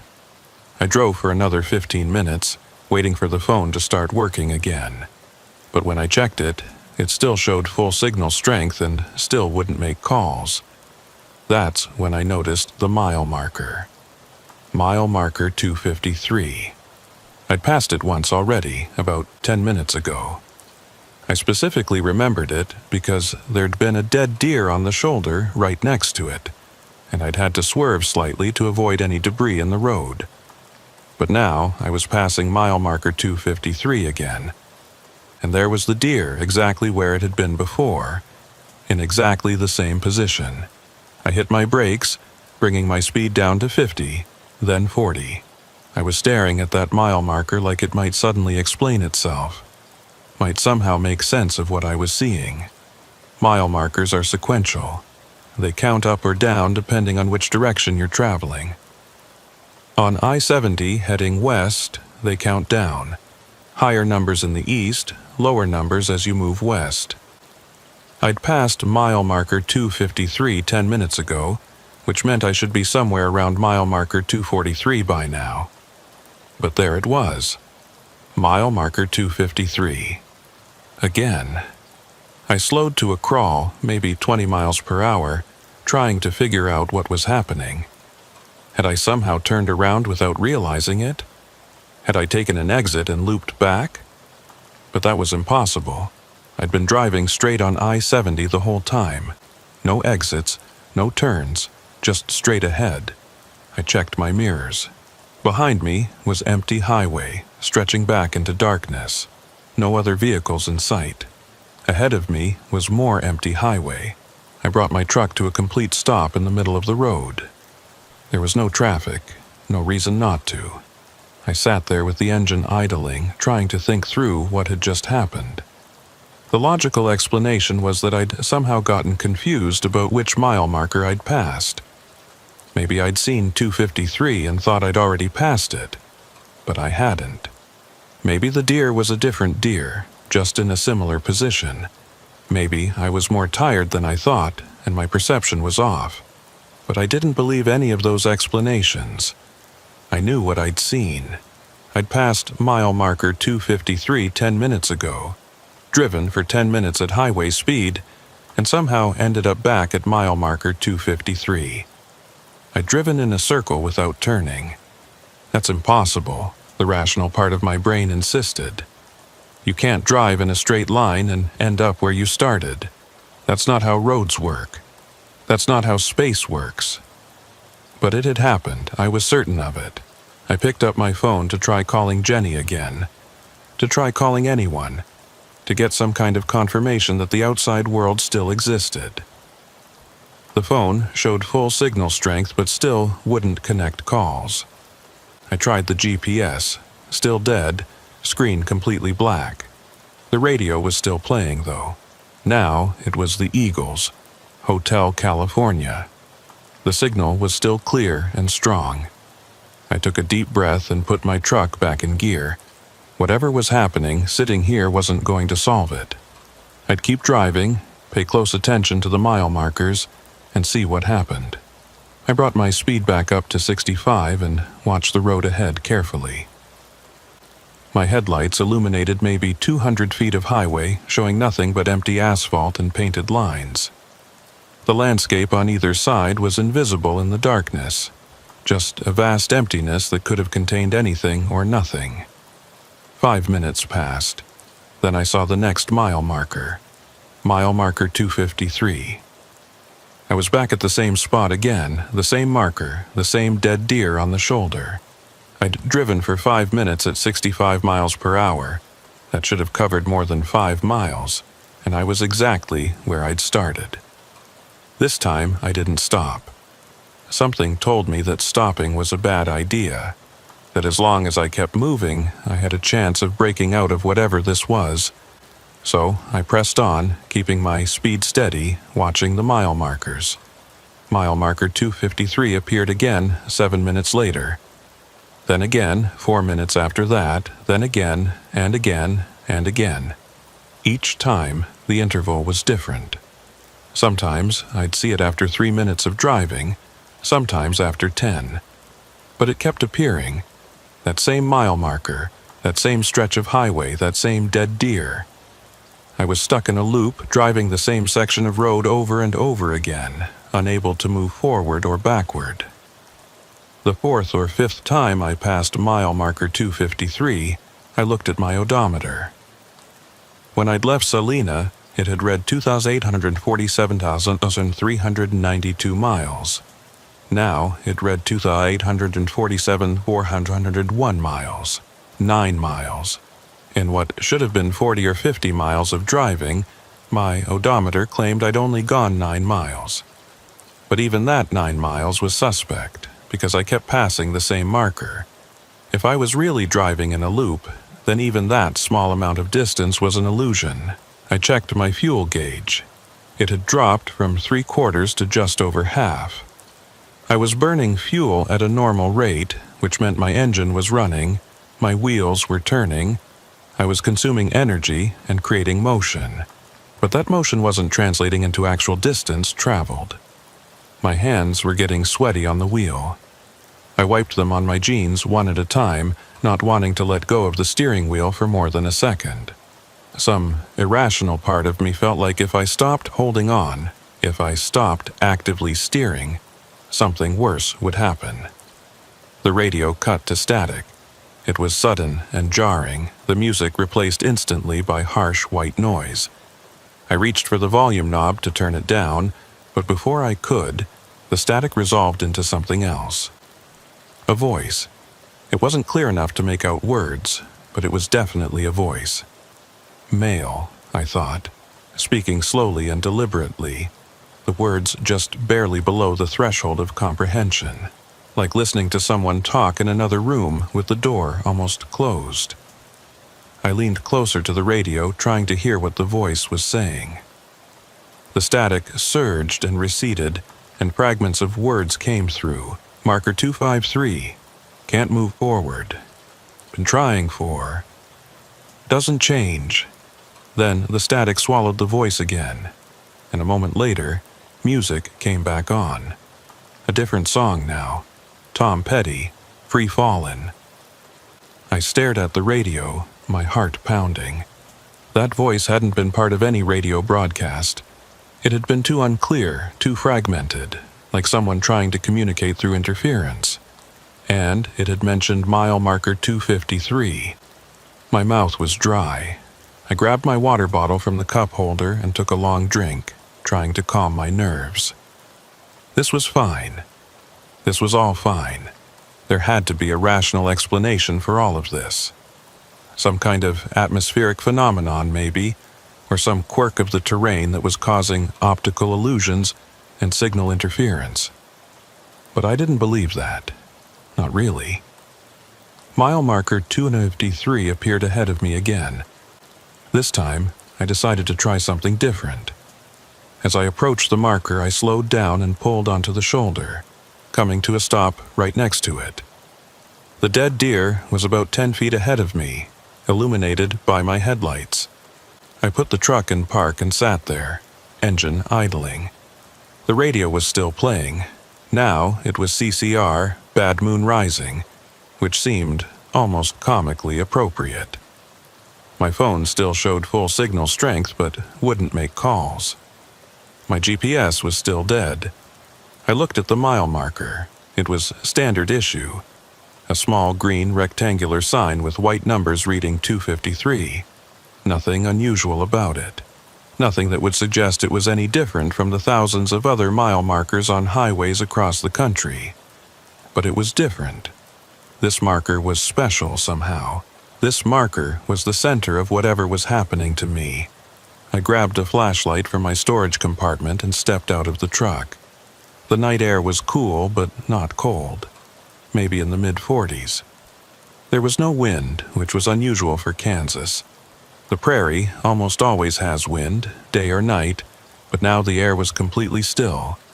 The silence was oppressive. No sounds of traffic, no distant machinery, no animals, nothing. Just the idle of my truck engine and the sound of my own breathing. I walked over to the mile marker and examined it closely. It looked completely normal. Metal post driven into the ground, sign attached with bolts, some rust around the edges. Nothing strange, nothing unusual. I turned and looked at the dead deer. It was a young buck, maybe 2 years old, lying on its side with its legs extended.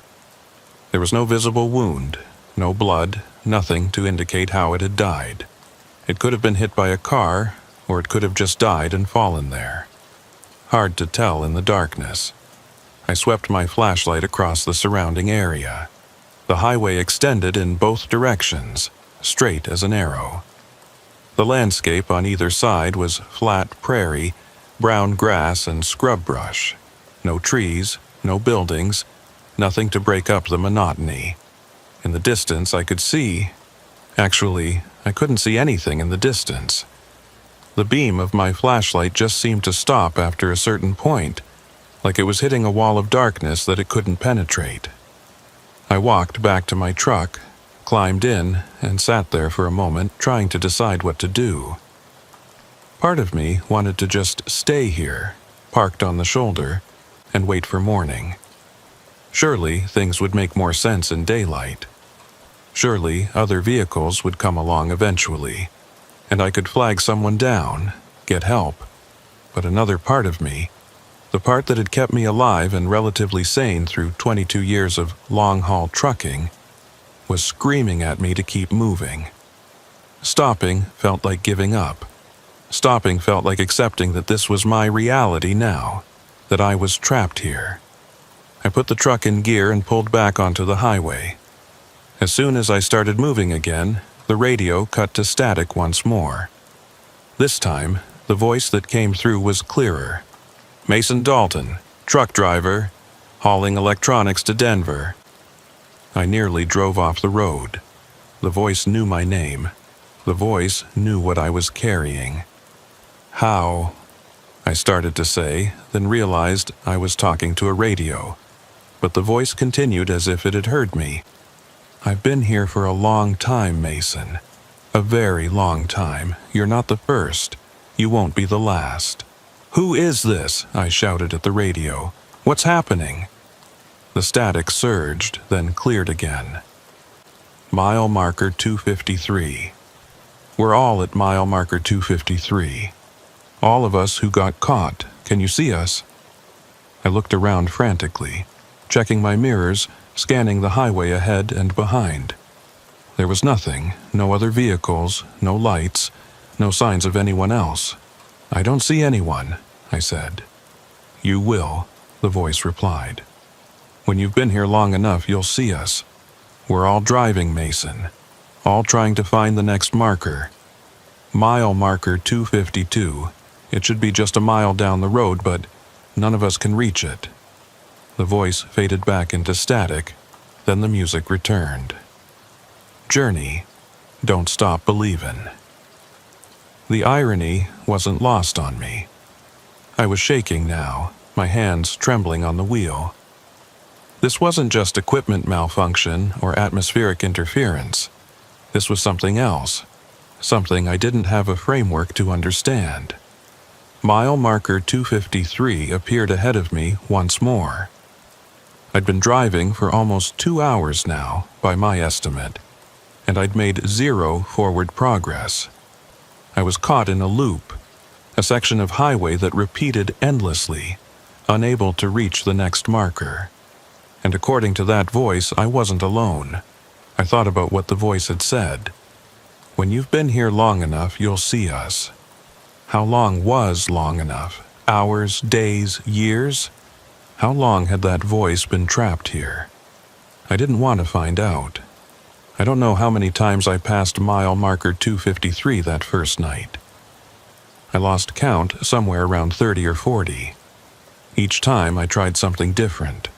I tried driving faster, pushing my truck up to 85 miles per hour, which was dangerous and probably stupid, but I was desperate.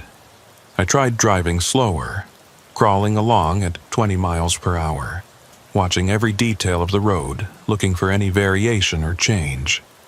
I tried pulling off onto the shoulder and waiting for exactly 10 minutes before continuing. I tried closing my eyes and counting to 60 before looking at the road again. Nothing worked. Mile marker 253 kept appearing, as inevitable as sunrise, as inescapable as gravity. My fuel gauge dropped to a quarter tank. I'd been driving for what felt like 6 or 7 hours, burning through diesel at a steady rate, but getting nowhere. At this rate, I'd run out of fuel within a few hours. And then what? Would I be stuck here forever? A stationary landmark at mile marker 253, waiting for someone to find me. But who would find me? If this place worked the way it seemed to work, no one would ever reach me. They'd just keep passing mile marker 253 over and over, never seeing me, never knowing I was here, unless they'd been here long enough to see the others. The radio crackled again around what my clock insisted was 3 in the morning, though I had no way of knowing if that was accurate. Time felt strange here, elastic, like it was stretching and compressing in ways that didn't match the movement of clock hands. "Mason," the voice said, clearer this time, almost like someone speaking directly to me rather than through radio interference. "Mason, can you see them yet?" I checked my mirrors and scanned the road ahead.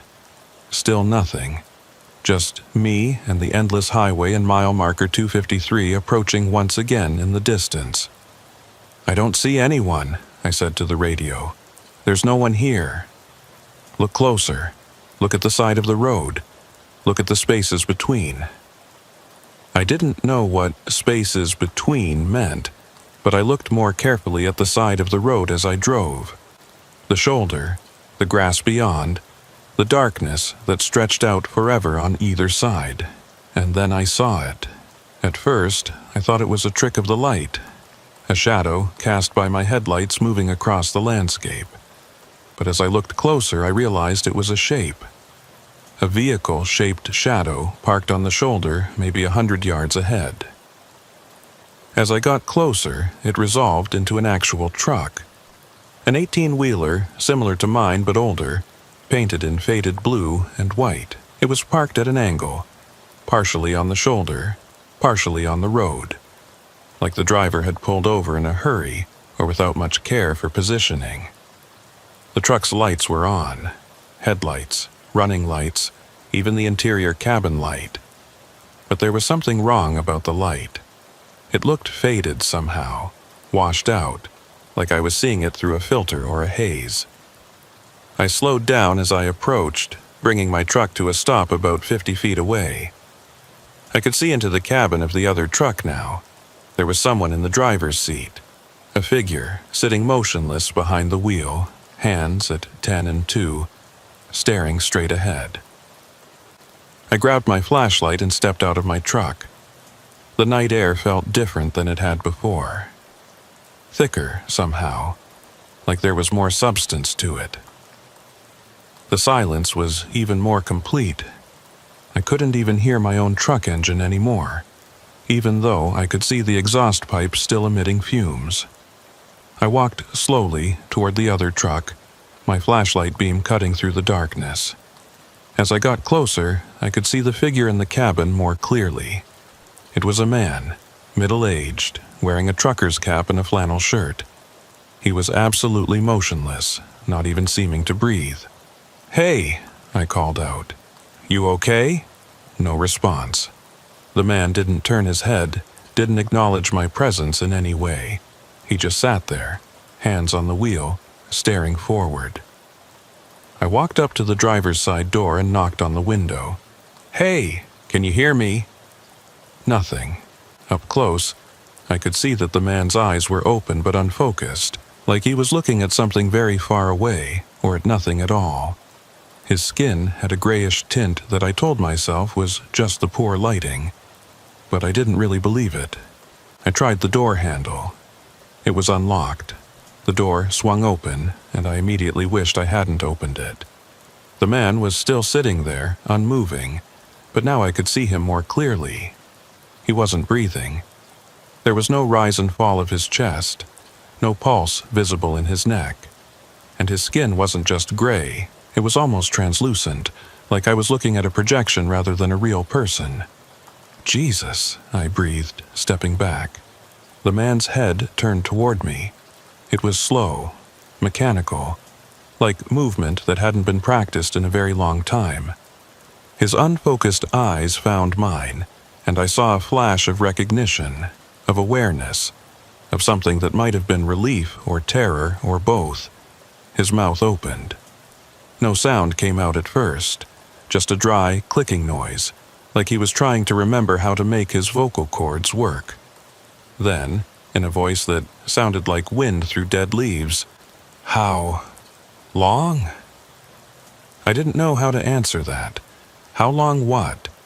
How long had he been here? How long had I been here? "I don't know," I said. "I've been here for a few hours, I think, since around midnight." The man's head shook slowly back and forth. "No, longer. Much longer."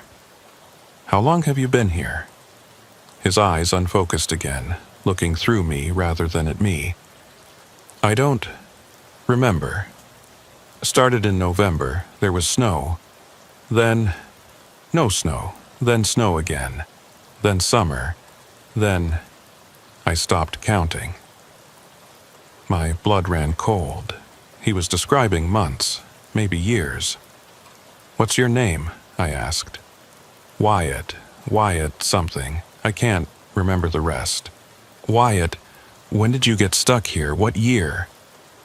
He blinked slowly, processing the question. 2014? No, 13. I was hauling. He trailed off, the thought leaving his mind before he could complete it. If he was telling the truth, he'd been here for 5 years. "Wyatt, listen to me. How do we get out? There has to be a way out." His eyes focused on me again, and for a moment, there was clarity there. A flash of the person he'd been before this place had hollowed him out. Mile marker 252. Have to reach 252. 1 mile, just 1 mile, but can't get there. "Have you tried? Tried everything?" He interrupted, his voice gaining a little strength. "Faster, slower, backwards, waiting. Nothing works. Always come back to 253. Always." "What about the others?" I asked, remembering the voice on the radio. The voice said there were others. Wyatt's head turned, looking past me down the highway. They're here, all of us, stuck at 253. You'll see them eventually, when you've been here long enough, when you start to fade. I looked down at my hands. They looked normal to me, solid, real, fully present. But I remembered how Wyatt had looked when I'd first seen him in his truck, how faded and washed out he'd appeared. Was that what would happen to me if I stayed here long enough? Would I become like him, translucent and ghostly, trapped in an eternal moment at mile marker 253?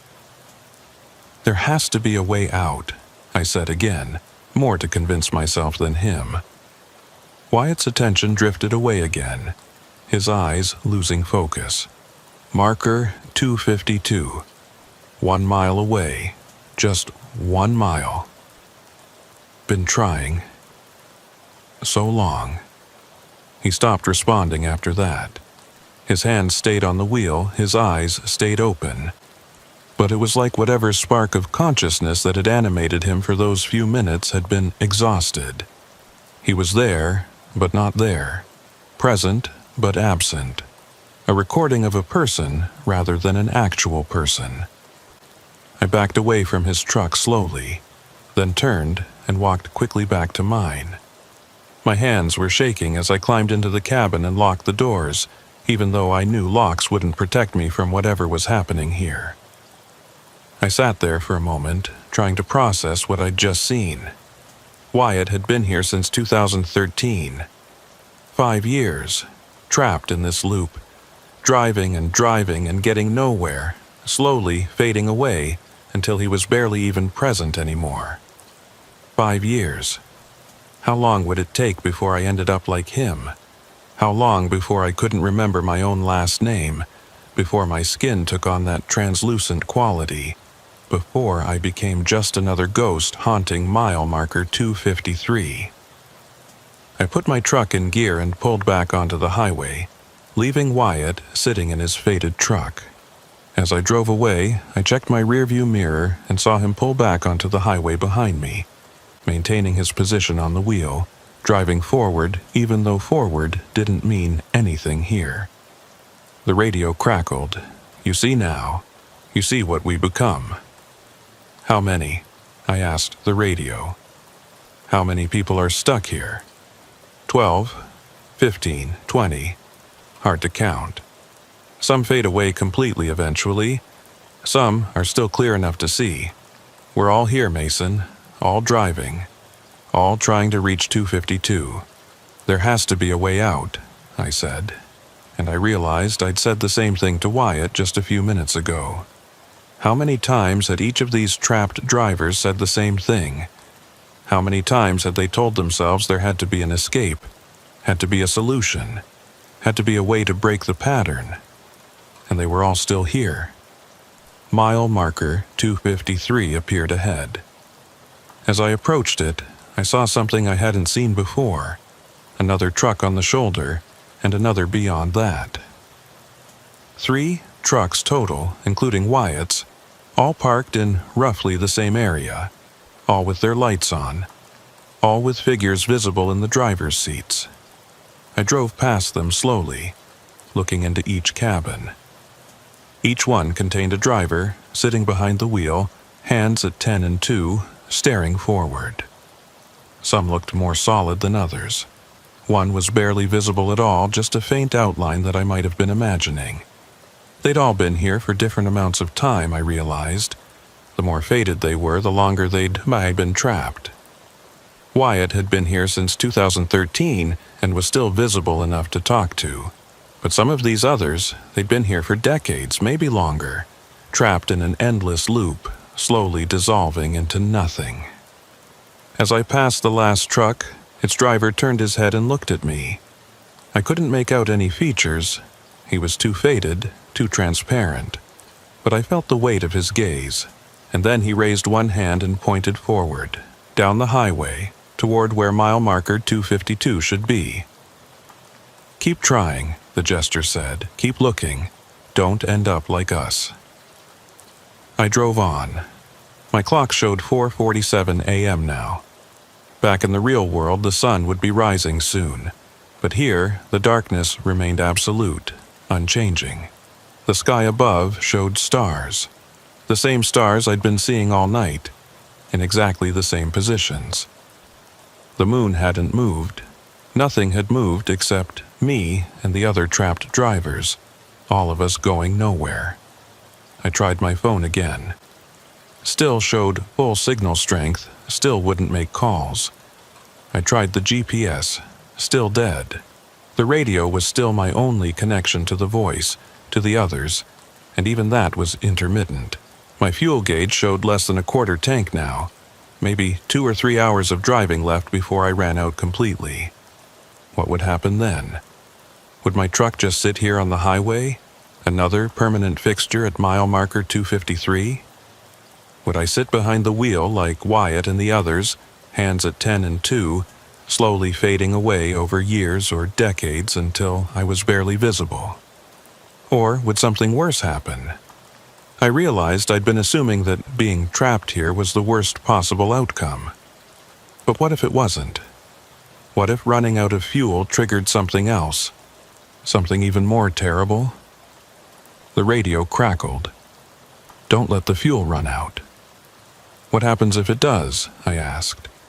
Static for a moment, then, "We don't know. None of us have ever run completely dry. We've all had just enough to keep moving. That's part of it, we think. The loop provides just enough fuel to keep you driving. But if you run out, if the engine stops," the voice trailed off, leaving the implication hanging in the air. If the engine stopped, if you stopped moving, something bad would happen. Something worse than being trapped. So I just keep driving forever? That's the only option? Unless you find the exit. Some of us think there's an exit. A moment when the loop breaks, when 252 becomes reachable, but none of us have found it. How long have you been here? I don't remember. Long enough that I can't recall what my wife looked like. Long enough that I've forgotten the sound of my own daughter's voice. Long enough that I'm more here than I ever was anywhere else. The resignation in the voice was heartbreaking. This person, whoever they were, had given up. They'd accepted their fate and were just existing. Driving forever, marking time, waiting for nothing because there was nothing to wait for. I couldn't accept that. I wouldn't accept that. Mile marker 253 appeared again. This time, as I passed it, I saw something new. A fourth truck parked behind the others. This one was more modern than Wyatt's, newer model, painted dark green, and the driver was visible enough that I could make out actual features. It was a woman, maybe in her 40s, with short dark hair and a leather jacket.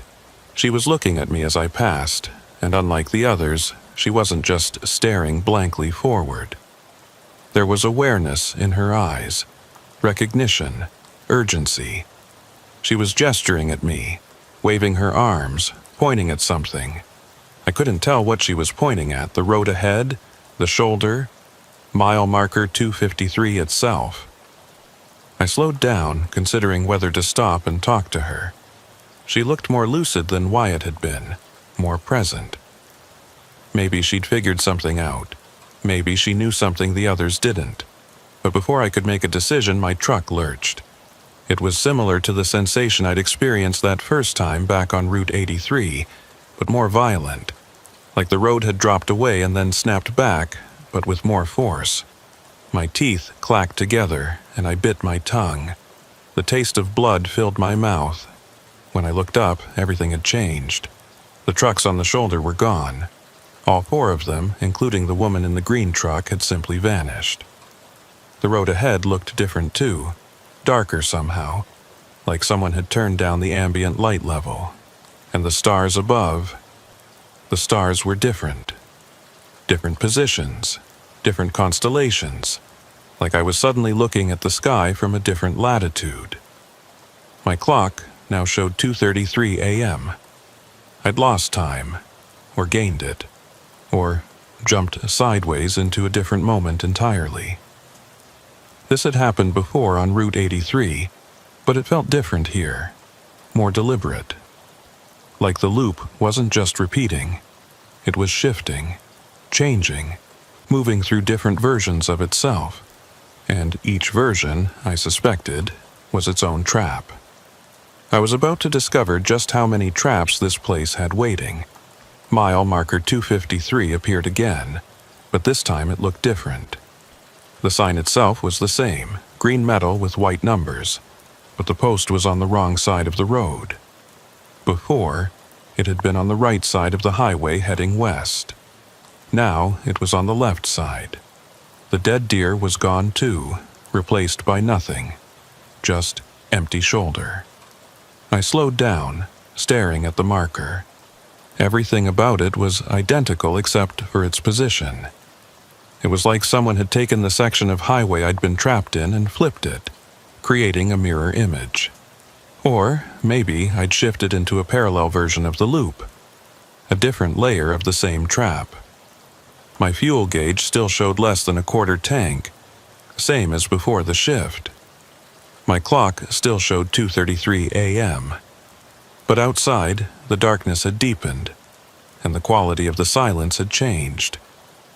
It felt heavier now, more oppressive, like the air itself was pressing down on my truck. I tried the radio. Nothing but static now, not even the voice that had been speaking to me. I tried my phone, same as before. Full signal strength, but no ability to make calls. The GPS was still dead, screen black and unresponsive. I was completely isolated now. No contact with the outside world, no contact with the other trapped drivers, no way to navigate except to keep following the highway and hoping something would change.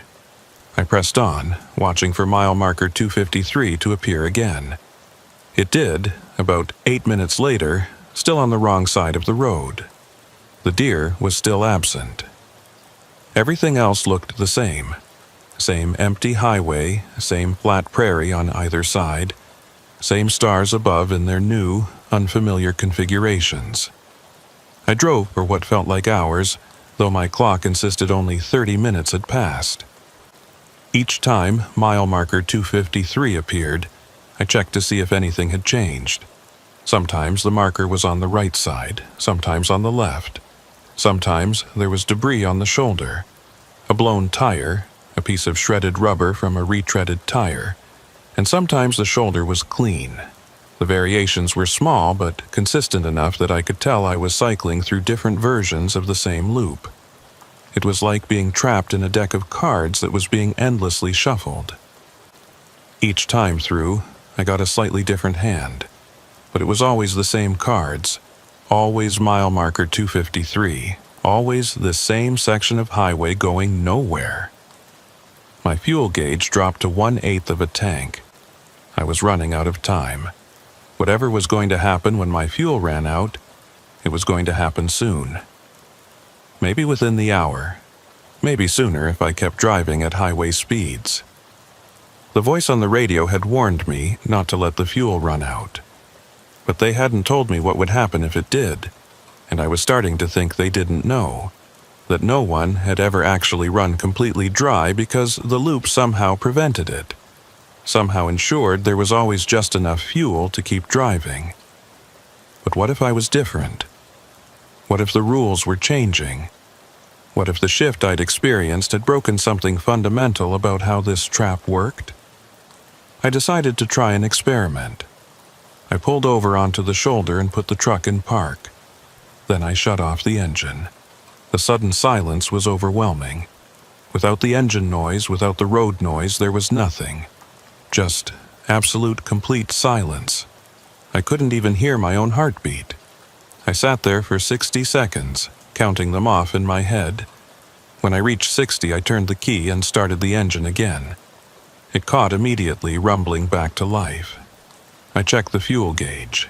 Still 1/8 of a tank, same as before. Shutting off the engine hadn't caused it to drop further, which was good. That meant I could potentially stretch my remaining fuel by stopping periodically. But it also meant I had to test what the voice had warned me about. What happened if I stopped? What was the consequence of not driving? I waited, engine idling, watching the darkness around me. Nothing happened. 1 minute became 2, then 5, then 10. My clock ticked forward normally. The stars above stayed in their new positions. Mile marker 253 was visible about 50 yards ahead of me, patiently waiting. Nothing happened. Maybe the voice had been wrong. Maybe stopping was fine. Maybe the real danger was something else entirely. I was about to put the truck back in gear when I noticed something in my side mirror. There was a light behind me. A single point of light, maybe a half-mile back, on the highway. At first, I thought it might be another vehicle. Someone else who'd gotten caught in the loop. But the light wasn't moving. It was just sitting there, fixed in place, like a lamppost or a beacon. I watched it in the mirror for a full minute. It didn't move, didn't change, didn't do anything.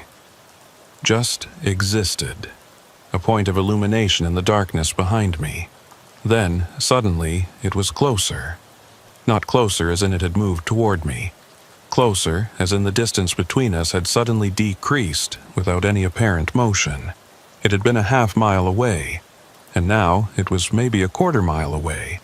But I hadn't seen it move. It had just jumped. I put the truck in gear and started driving. In my mirror, the light jumped closer again. Now it was only a few hundred yards behind me. Close enough that I could see it wasn't a single light, but multiple lights arranged in a pattern. Like headlights. Like a truck's headlights. But there was something wrong with the pattern. The spacing was off. The angles were wrong. Like someone had assembled a truck's lighting array from memory and gotten the details slightly incorrect. I accelerated, bringing my speed up to 70. The light pattern followed, maintaining its distance now rather than jumping closer. I could see it clearly in my mirrors. It looked like a semi-truck, but the proportions were wrong. Too tall, or too narrow, or something I couldn't quite identify. Like a truck-shaped thing, rather than an actual truck. Mile marker 253 appeared ahead. As I passed it, I checked my mirror again. The truck-shaped thing was still following me, still maintaining its distance. But now I could see there was something wrong with the way it moved. It didn't sway or bounce the way real trucks do when driving on asphalt. It just glided, perfectly smooth, like it was on rails. Or like it wasn't really there at all. The radio burst to life with a screech of static that made me jump. Through the noise, I could hear a voice. Not the same voice as before, but a new one, urgent and frightened. Don't let it catch you. Whatever you do, don't stop. Don't let it catch you. What is it? I shouted at the radio. We don't know. It comes when you stop too long. It follows. If it catches you, the voice cut off, replaced by static and then silence. I looked in the mirror again. The truck thing was closer now, definitely closer, maybe only 50 yards behind me. I could see into its cabin, could see that there was something behind the wheel, something person-shaped but not quite right, moving in jerky, mechanical ways. I floored the accelerator. My truck wasn't built for speed, but I pushed it as hard as I could. 75, 80, 85. The engine screamed in protest, but I didn't ease off. I had to put distance between me and whatever was following me. Mile marker 253 flashed by, and again, and again. Each time I checked my mirror, and each time, the truck thing was a little farther behind. After the 5th or 6th marker, I couldn't see it anymore. It had either given up or fallen too far back to be visible. I eased off the accelerator, bringing my speed down to a more sustainable 70. My heart was pounding, adrenaline coursing through my system. What the hell had that thing been? Another trapped driver who'd been here so long they'd transformed into something else? or something that was never human to begin with, something that existed in this place naturally. I didn't want to find out. My fuel gauge was below 1/8 now, hovering just above empty. The low fuel warning light was on, had been on for a while. I had maybe 30 minutes of driving left, maybe less. And when the fuel ran out, when my engine died, I'd be sitting still, vulnerable to whatever that thing was. I had to find a way out before that happened. Mile marker 253 appeared again, and this time I noticed something I'd missed before. There was writing on the back of the sign, the side facing west, the direction I was traveling. It looked like it had been scratched there with a key or a knife. Rough letters carved into the metal. Look between. I slowed down and stared at the message as I passed. Look between what? Between mile markers? Between the lanes? Between dimensions? The radio crackled. Between the moments. Between the loops. That's where the exit is. How? I asked. How do I look between moments? The shift. When you feel the shift, when the loop changes, that's when the space opens. That's when 252 becomes reachable. But you have to be ready. You have to be watching. I'd felt the shift before, that lurching sensation, like the road dropping and snapping back. It had happened twice now. Once on Route 83, once earlier tonight when the other trucks had vanished, and my clock had changed. If I could anticipate the next shift, if I could be ready for it, maybe I could break out during that moment of transition. Maybe that's what the scratched message meant. Look for the gap between loops, the instant when one version of the trap was ending and another was beginning. But how could I prepare for something I couldn't predict? I kept driving, watching carefully for any sign that another shift was coming. The landscape stayed constant. Flat prairie, darkness, stars above. Mile marker 253 appeared at irregular intervals, sometimes after 2 minutes of driving, sometimes after 10. My fuel gauge continued its relentless drop toward empty. Then I felt it, a tingling sensation, like static electricity building up in the air around me. The hair on my arms stood up. The radio hissed with interference. The darkness outside seemed to waver slightly, like heat shimmer on a summer road. A shift was coming. I gripped the steering wheel tighter and focused on the road ahead. If the exit was going to appear, it would be now, during this transition between loops. I had to be ready to take it, had to be ready to do whatever was necessary to break free. The tingling intensified. My truck began to vibrate. Not from the engine, but from something else. Something external.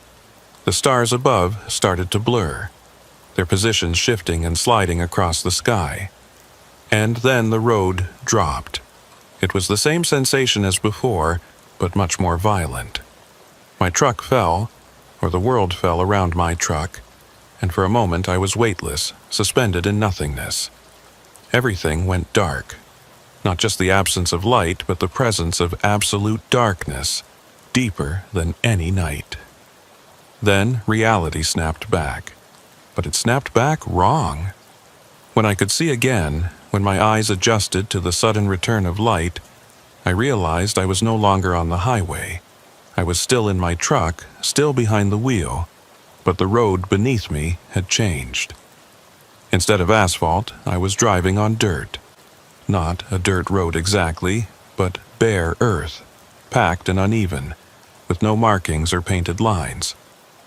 The landscape on either side had changed too. Instead of flat prairie, there were hills now, rolling mounds of earth that looked almost like burial mounds or ancient earthworks. My speedometer showed I was still going 70 miles per hour, but the truck wasn't bouncing or shaking the way it should on rough terrain. It was smooth, too smooth, like I was hydroplaning across the surface rather than actually touching it.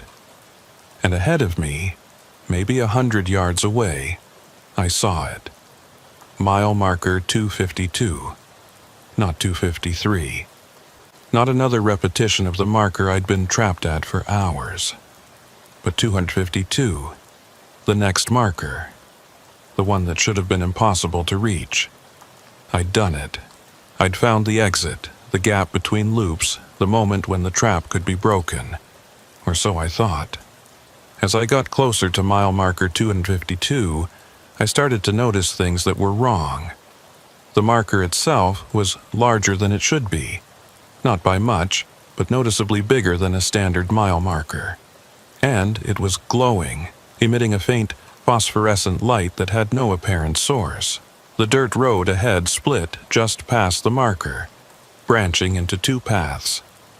One continued forward, heading into the hills. The other curved back to the right, looping around in a wide arc. Neither path looked like Interstate 70. Neither path looked like any road I'd ever seen. I slowed down as I approached the marker, bringing my speed down to 40, then 30, then 20. Every instinct I had was screaming that something was wrong, that this wasn't the escape I'd been hoping for. I came to a stop right next to mile marker 252. Up close, I could see that the numbers weren't quite right. They looked like 252, but the digits were slightly malformed, like someone had tried to recreate them from a damaged template. And the glow I'd noticed, it was coming from inside the numbers themselves, like they were made of some luminescent material. I sat there, engine idling, trying to decide what to do. Should I take one of the paths ahead? Should I turn around and go back? But go back to what? The endless loop at mile marker 253. My fuel gauge was on E now. The engine was running on fumes, on borrowed time. I had minutes left at most. The radio crackled one final time.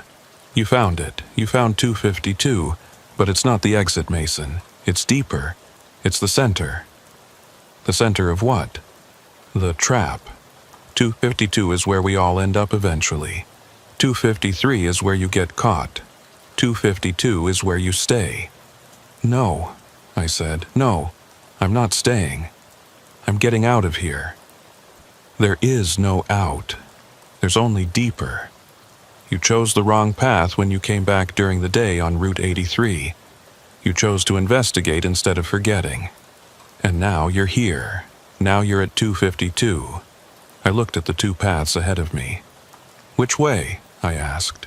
Which way is out? Neither. Both. It doesn't matter. They all lead to the same place. They all lead deeper into the markers. 251, 250, 249. Each one deeper than the last. Each one harder to leave. I realized what the voice was telling me. This wasn't a linear trap with a clear exit at the end. This was nested traps, one inside another, going down forever. Mile marker 253 had been the outer layer. 252 was deeper. And if I kept going, if I chose one of these paths, I'd end up at 251, then 250, then further and further down until I was so deep in the trap that I wouldn't even remember the surface existed. Then I go back, I said. I turn around. I go back to 253. You can try, but 253 is locked now. You pass through. You can't go back through a door that's closed behind you. I put my truck in reverse and turned around. The dirt road behind me stretched back into the hills, disappearing into darkness. I couldn't see mile marker 253 anymore. Couldn't see where I'd come from. But I tried anyway.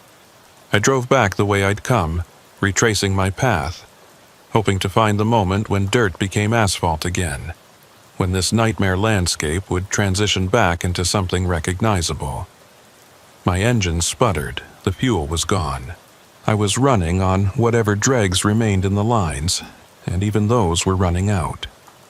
The engine died. My truck coasted to a stop in the middle of the dirt road, surrounded by those strange earthwork hills, under a sky full of stars that didn't belong to any constellation I knew. Silence. Complete and absolute silence. I sat there, hands on the dead steering wheel, waiting for whatever was going to happen next. Nothing happened. Seconds became minutes. Minutes became... I don't know. Time felt strange again, elastic, like it wasn't moving at the same rate anymore. I tried my phone one last time. The screen lit up. It still had battery at least, and I saw that I had a signal now. Not 4 bars or 5 bars, but some signal. Something. I called Jenny. The call connected. I heard ringing, once, twice, 3 times. Then her voice. Hello? Jenny. I almost sobbed with relief. Jenny, I'm... Mason, where are you? We've been trying to reach you for days. Your dispatcher said you never made the delivery. What happened?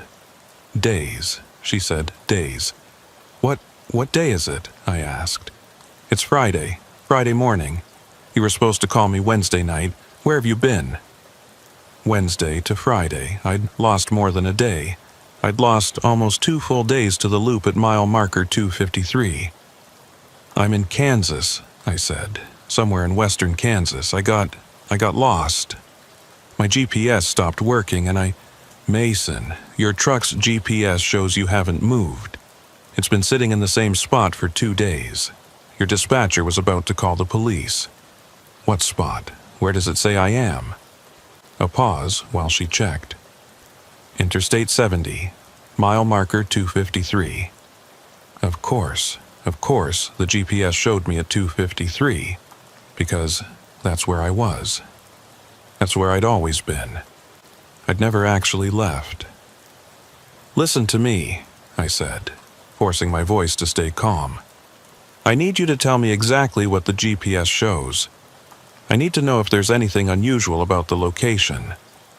Another pause. It just shows you on I-70, about halfway between Hayes and the Colorado border. There's nothing there, Mason. Just highway. Can you see any other trucks nearby? Any other GPS signals? No, just yours. Why? What's happening? I looked out my windshield at the dirt road, at the earthwork hills, at mile marker 252, glowing softly in the distance. Then I looked at my phone, at the connection to Jenny, to the real world. And I understood. I was in 2 places at once. Physically, my truck was still sitting at mile marker 253 on Interstate 70, visible to GPS satellites, a stationary object in the real world. But consciously, mentally, I was here, in this deeper layer of the trap, at mile marker 252. My body was at 253. My mind was at 252. Mason, are you still there? I'm here, I said, but I wasn't sure if that was true anymore. Stay where you are, Jenny said. I'm calling the highway patrol right now. They'll come to find you. Don't, I said quickly. Don't send anyone. Why not? Because I didn't know what would happen if someone found my truck at mile marker 253. Would they see me sitting in the driver's seat, catatonic and unresponsive like Wyatt? Would I be translucent, fading, already halfway to becoming a ghost? Or would they find an empty truck, my body long gone, taken somewhere else entirely? Just give me a few more hours, I said. I'll figure this out. Mason, you're scaring me. I know, I'm sorry, but I need you to trust me. Don't send anyone yet. We talked for a few more minutes, but I could hear the worry and confusion in her voice. She didn't understand what was happening, and I couldn't explain it in any way that would make sense. Eventually, I promised to call her back in 2 hours, and we hung up. I sat in my dead truck, on a dirt road that didn't exist, and tried to think. The voice on the radio had said you couldn't go back through a closed door, but maybe you didn't have to go back. Maybe you could go forward. Maybe if I went deep enough, if I descended through enough mile markers, I'd eventually reach the bottom. And at the bottom, there might be another way out. Or there might be nothing. Just the final trap. The deepest layer, where people went and never returned. I looked at mile marker 252 again, at the two paths branching beyond it. Forward into the hills, or curving back to the right. Either way led to 251, the voice had said. Either way led deeper. I made a decision. I got out of my truck. The moment my feet hit the dirt, I felt it. A pulling sensation, like gravity had suddenly increased, like the earth beneath me was hungry. I stumbled, nearly fell, caught myself on the truck's mirror. The silence was even more oppressive outside the cabin. It pressed against my eardrums, made my head ache. The air was thick and hard to breathe, like I was at high altitude even though the landscape was flat. I started walking toward mile marker 252. Each step felt like walking through water. The air resisted my movement, pushed back against me. But I kept going, one foot in front of the other, moving forward because there was nothing else to do. When I reached the marker, I stopped and looked at it closely. The glowing numbers seemed to pulse slowly, like a heartbeat, and carved into the metal post below the numbers, I saw more scratched writing. Going down. Keep going down until you reach 0. I looked at the two paths ahead of me. They both led down, literally. I could see now that they both descended into the hills, disappearing into darkness. One way or another, they both led to lower mile markers, to deeper traps, to 0. What was at 0? Was that the bottom of the trap? The final layer where escape was either possible or impossible forever?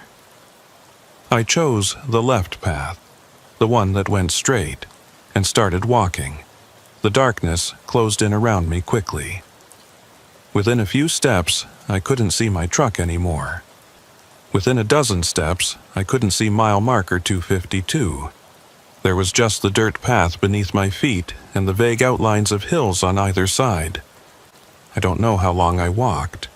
It might have been minutes or hours. Time didn't work properly here, and my phone's clock had stopped updating, frozen at the moment I'd gotten out of the truck. But eventually, I saw light ahead. Another glowing marker. Mile marker 251. I'd descended one level, gone one layer deeper. The marker looked similar to 252, but somehow worse. The numbers were more malformed. The glow was a sickly green color, and the metal post was corroded and pitted, like it had been standing there for centuries. Beyond it, the path split again. More choices. More ways to go deeper. I kept walking, mile marker 250, mile marker 249, mile marker 248. Each one glowed with that same phosphorescent light. Each one more deteriorated than the last. The landscape around me changed as I descended. The hills became sharper, more angular, less like natural formations, and more like architectural structures. The sky above disappeared entirely, replaced by a darkness so complete it seemed solid. I was inside something now, deep inside, like I'd descended into the earth itself, or into some space that existed beneath reality. Mile marker 200, mile marker 150, mile marker 100. I'd stopped trying to count how many I'd passed. My legs ached from walking, but I couldn't stop. Some instinct told me that stopping here at any of these deeper markers would be worse than stopping at 253 or 252. Down here, the trap had teeth. Mile marker 50. The path was narrower now, barely wide enough to walk on. On either side, there were no longer hills but walls, smooth, featureless surfaces that absorbed light. The marker at 50 was barely readable, the numbers almost completely corroded away. I kept going. Mile marker 25. Mile marker 10. Mile marker 5. The walls on either side were closing in. I had to turn sideways to squeeze through. The marker at 5 was tiny, almost lost in the narrowness of the passage. Mile marker 1. And beyond it, in the distance, I saw something different. Not a glowing marker, not another number, but a light, a real light, warm and yellow and inviting. It looked like sunlight, like daylight, like the world above. I started running, or tried to. The passage was too narrow, the air too thick, but I moved as fast as I could, driven by desperate hope. Mile marker 0. It was there. I'd reached it. The bottom of the trap. The marker at 0 was different from all the others. It wasn't glowing. It wasn't corroded. It looked brand new, freshly installed, the numbers crisp and clear. And attached to the post below the marker was a small metal plate with an inscription. You are here. You have always been here. This is where all roads end. Beyond mile marker 0, the passage opened up into a space. A chamber or room or something I didn't have words for. And in that space, in that impossibility, I saw my truck. Not a dirt-covered version from this place. Not a faded ghost image like Wyatt's truck, but my actual truck, looking exactly as it had when I'd left it, sitting in the middle of this chamber with its lights on and its engine running. I walked toward it, moving like I was in a dream. When I reached it, when I opened the door and climbed into the cabin, everything felt real.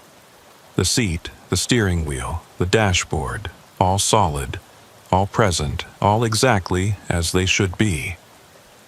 My phone rang. I answered it. Mason? Jenny's voice, clear and close. Mason, where are you? Are you okay? I looked around the chamber, at mile marker 0 behind me, at the impossible space I was sitting in. I'm coming home. The highway patrol found your truck. You're not in it. Where are you? I looked down at myself, at my hands on the steering wheel, at my reflection in the rearview mirror. I looked solid. I looked real. But Jenny was telling me I wasn't in my truck. I'm here, I said. I'm sitting in the driver's seat right now. Mason, you're not. The truck is empty. They're searching the area. They think you might have wandered off, might be hurt or confused. Where are you? I realized what had happened. What must have happened. I'd gone too deep. I'd descended through too many markers, passed through too many layers of the trap.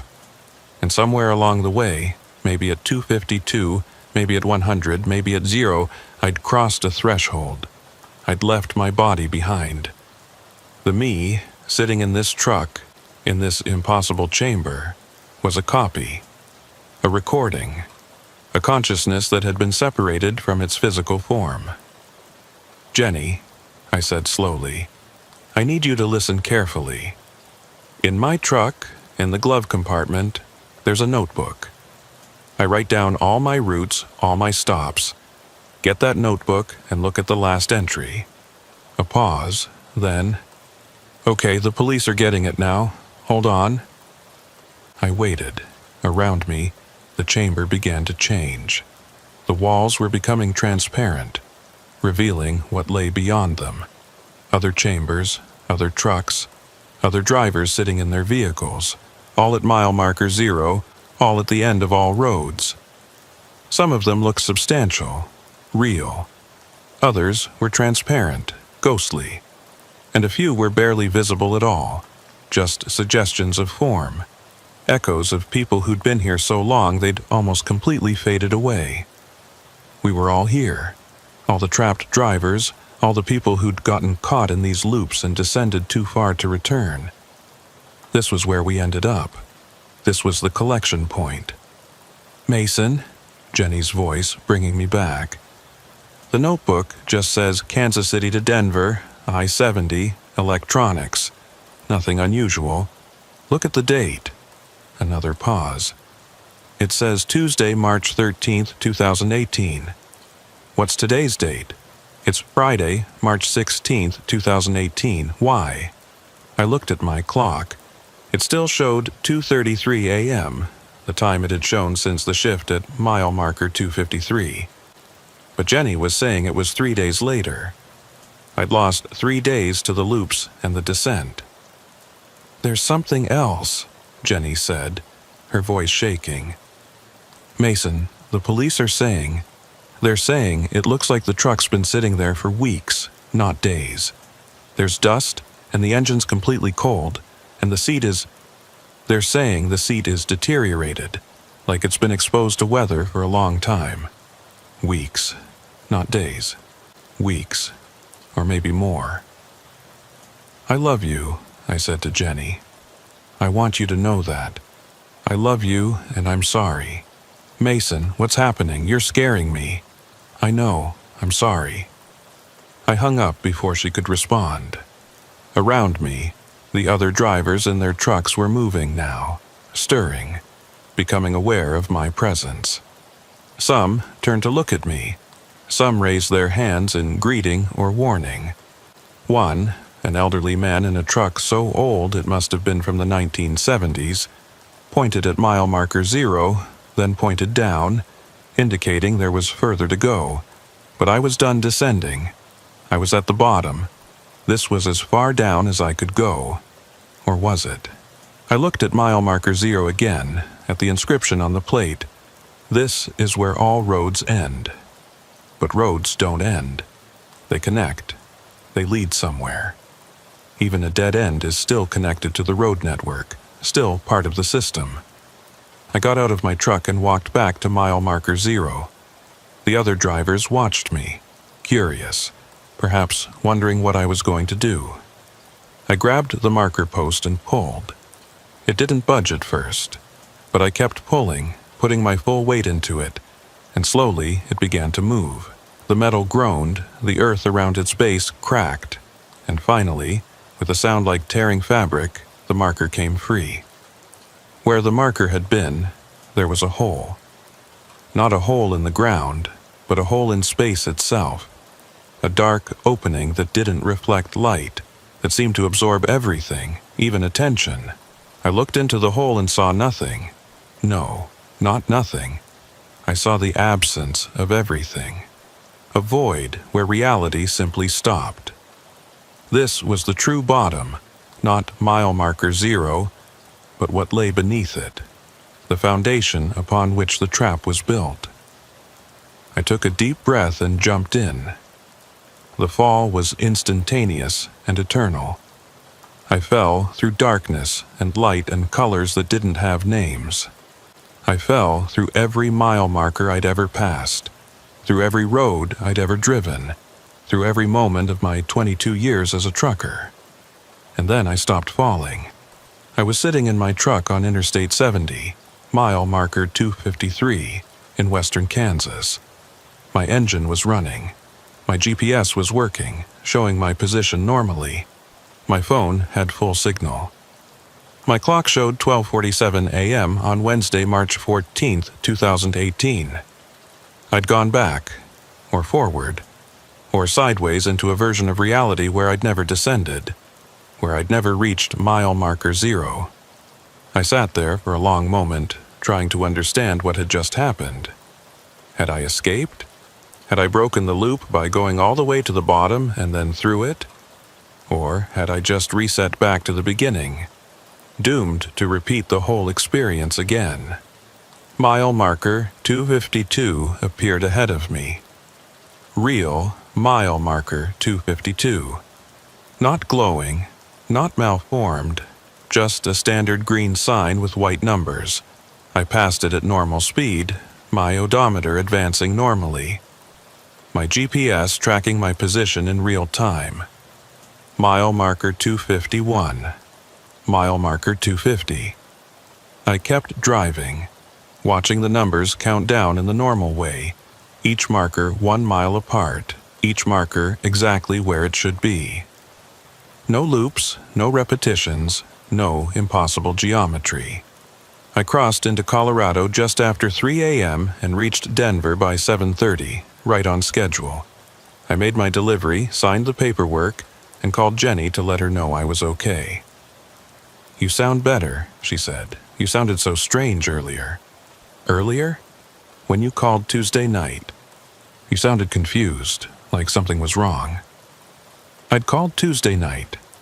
From my perspective, that was 3 days ago. But for her, it was just last night. Time had reset along with everything else. "I'm fine," I told her. "Just tired. I'll be home tomorrow." And I was. I drove home, took a few days off, and went back to work the following week. Everything was normal. Everything was fine. Except I never drive through western Kansas anymore. I take alternative routes now, even if they add hours to my trips. And I never, ever drive at night on unfamiliar roads. Because I know the truth. I know what's underneath the highways, what lies in the spaces between mile markers. I know that there are traps built into the roads themselves, places where the normal rules don't apply, where you can drive forever and never reach your destination. I escaped. I think I escaped. But sometimes, late at night, I look at my odometer and wonder if the numbers are advancing at the right rate. Sometimes I check my GPS and wonder if I'm really where it says I am. Sometimes I drive past a mile marker and wonder if I've seen that exact marker before. And sometimes, when my phone rings in the middle of a long drive, I let it go to voicemail. Because I'm afraid that if I answer, I'll hear my own voice on the other end, warning me about something I've already forgotten. I'm home now. I'm safe. I think. But mile marker 0 is always there, always waiting. And roads go both ways. Sometimes I wonder if I ever really came back at all. Or if I'm still sitting at mile marker 0 in that impossible chamber, dreaming that I escaped while my body sits in an empty truck in western Kansas, slowly fading away. The highway patrol report said they found my truck at mile marker 253, just like Jenny said. Engine cold, seat deteriorated. No sign of the driver. But I'm here. I'm home. I'm writing this down. Aren't I? The clock on my wall shows 2:33 a.m.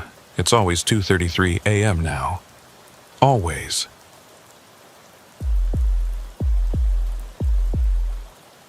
My name is Archer Hayes. I've been driving trucks for 11 years, and I'm telling you this story because I need someone to know what happened. Because, according to every official record, every GPS log, every dispatch system, the trip I'm about to describe never happened.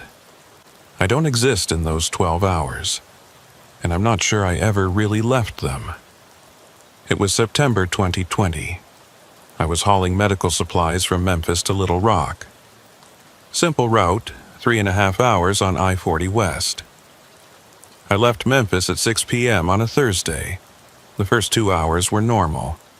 I crossed into Arkansas, stopped briefly at a rest area near Forest City, then got back on I-40. The problem started around 8:15. My phone lost signal instantly, full bars to no service in a blink. Then my GPS froze, the screen flickering before going black. My truck's navigation system pixelated and died. Both systems failed at the exact same time. I'd driven this route before. I didn't need GPS. I'd just keep driving west and watch for Little Rock exits. But 10 minutes later, I hadn't seen a single other vehicle. The radio was still working until mid-song. It just cut off. Complete silence. I tried every channel. All showed signal, but produced no sound. Phone, GPS, navigation, radio, all dead. I hadn't seen a road sign in 15 minutes. No mile markers, no exit numbers, nothing. The road just continued, unmarked and featureless into darkness. 20 more minutes passed. Still no sign of Little Rock. I should have been there by now. I tried my phone again. Call failed every time. My odometer showed I'd covered 44 miles since the rest area. I was covering distance burning fuel. Everything mechanical worked fine, but nothing else made sense. Around 9:30 p.m., when I should have been arriving, I saw something ahead. A car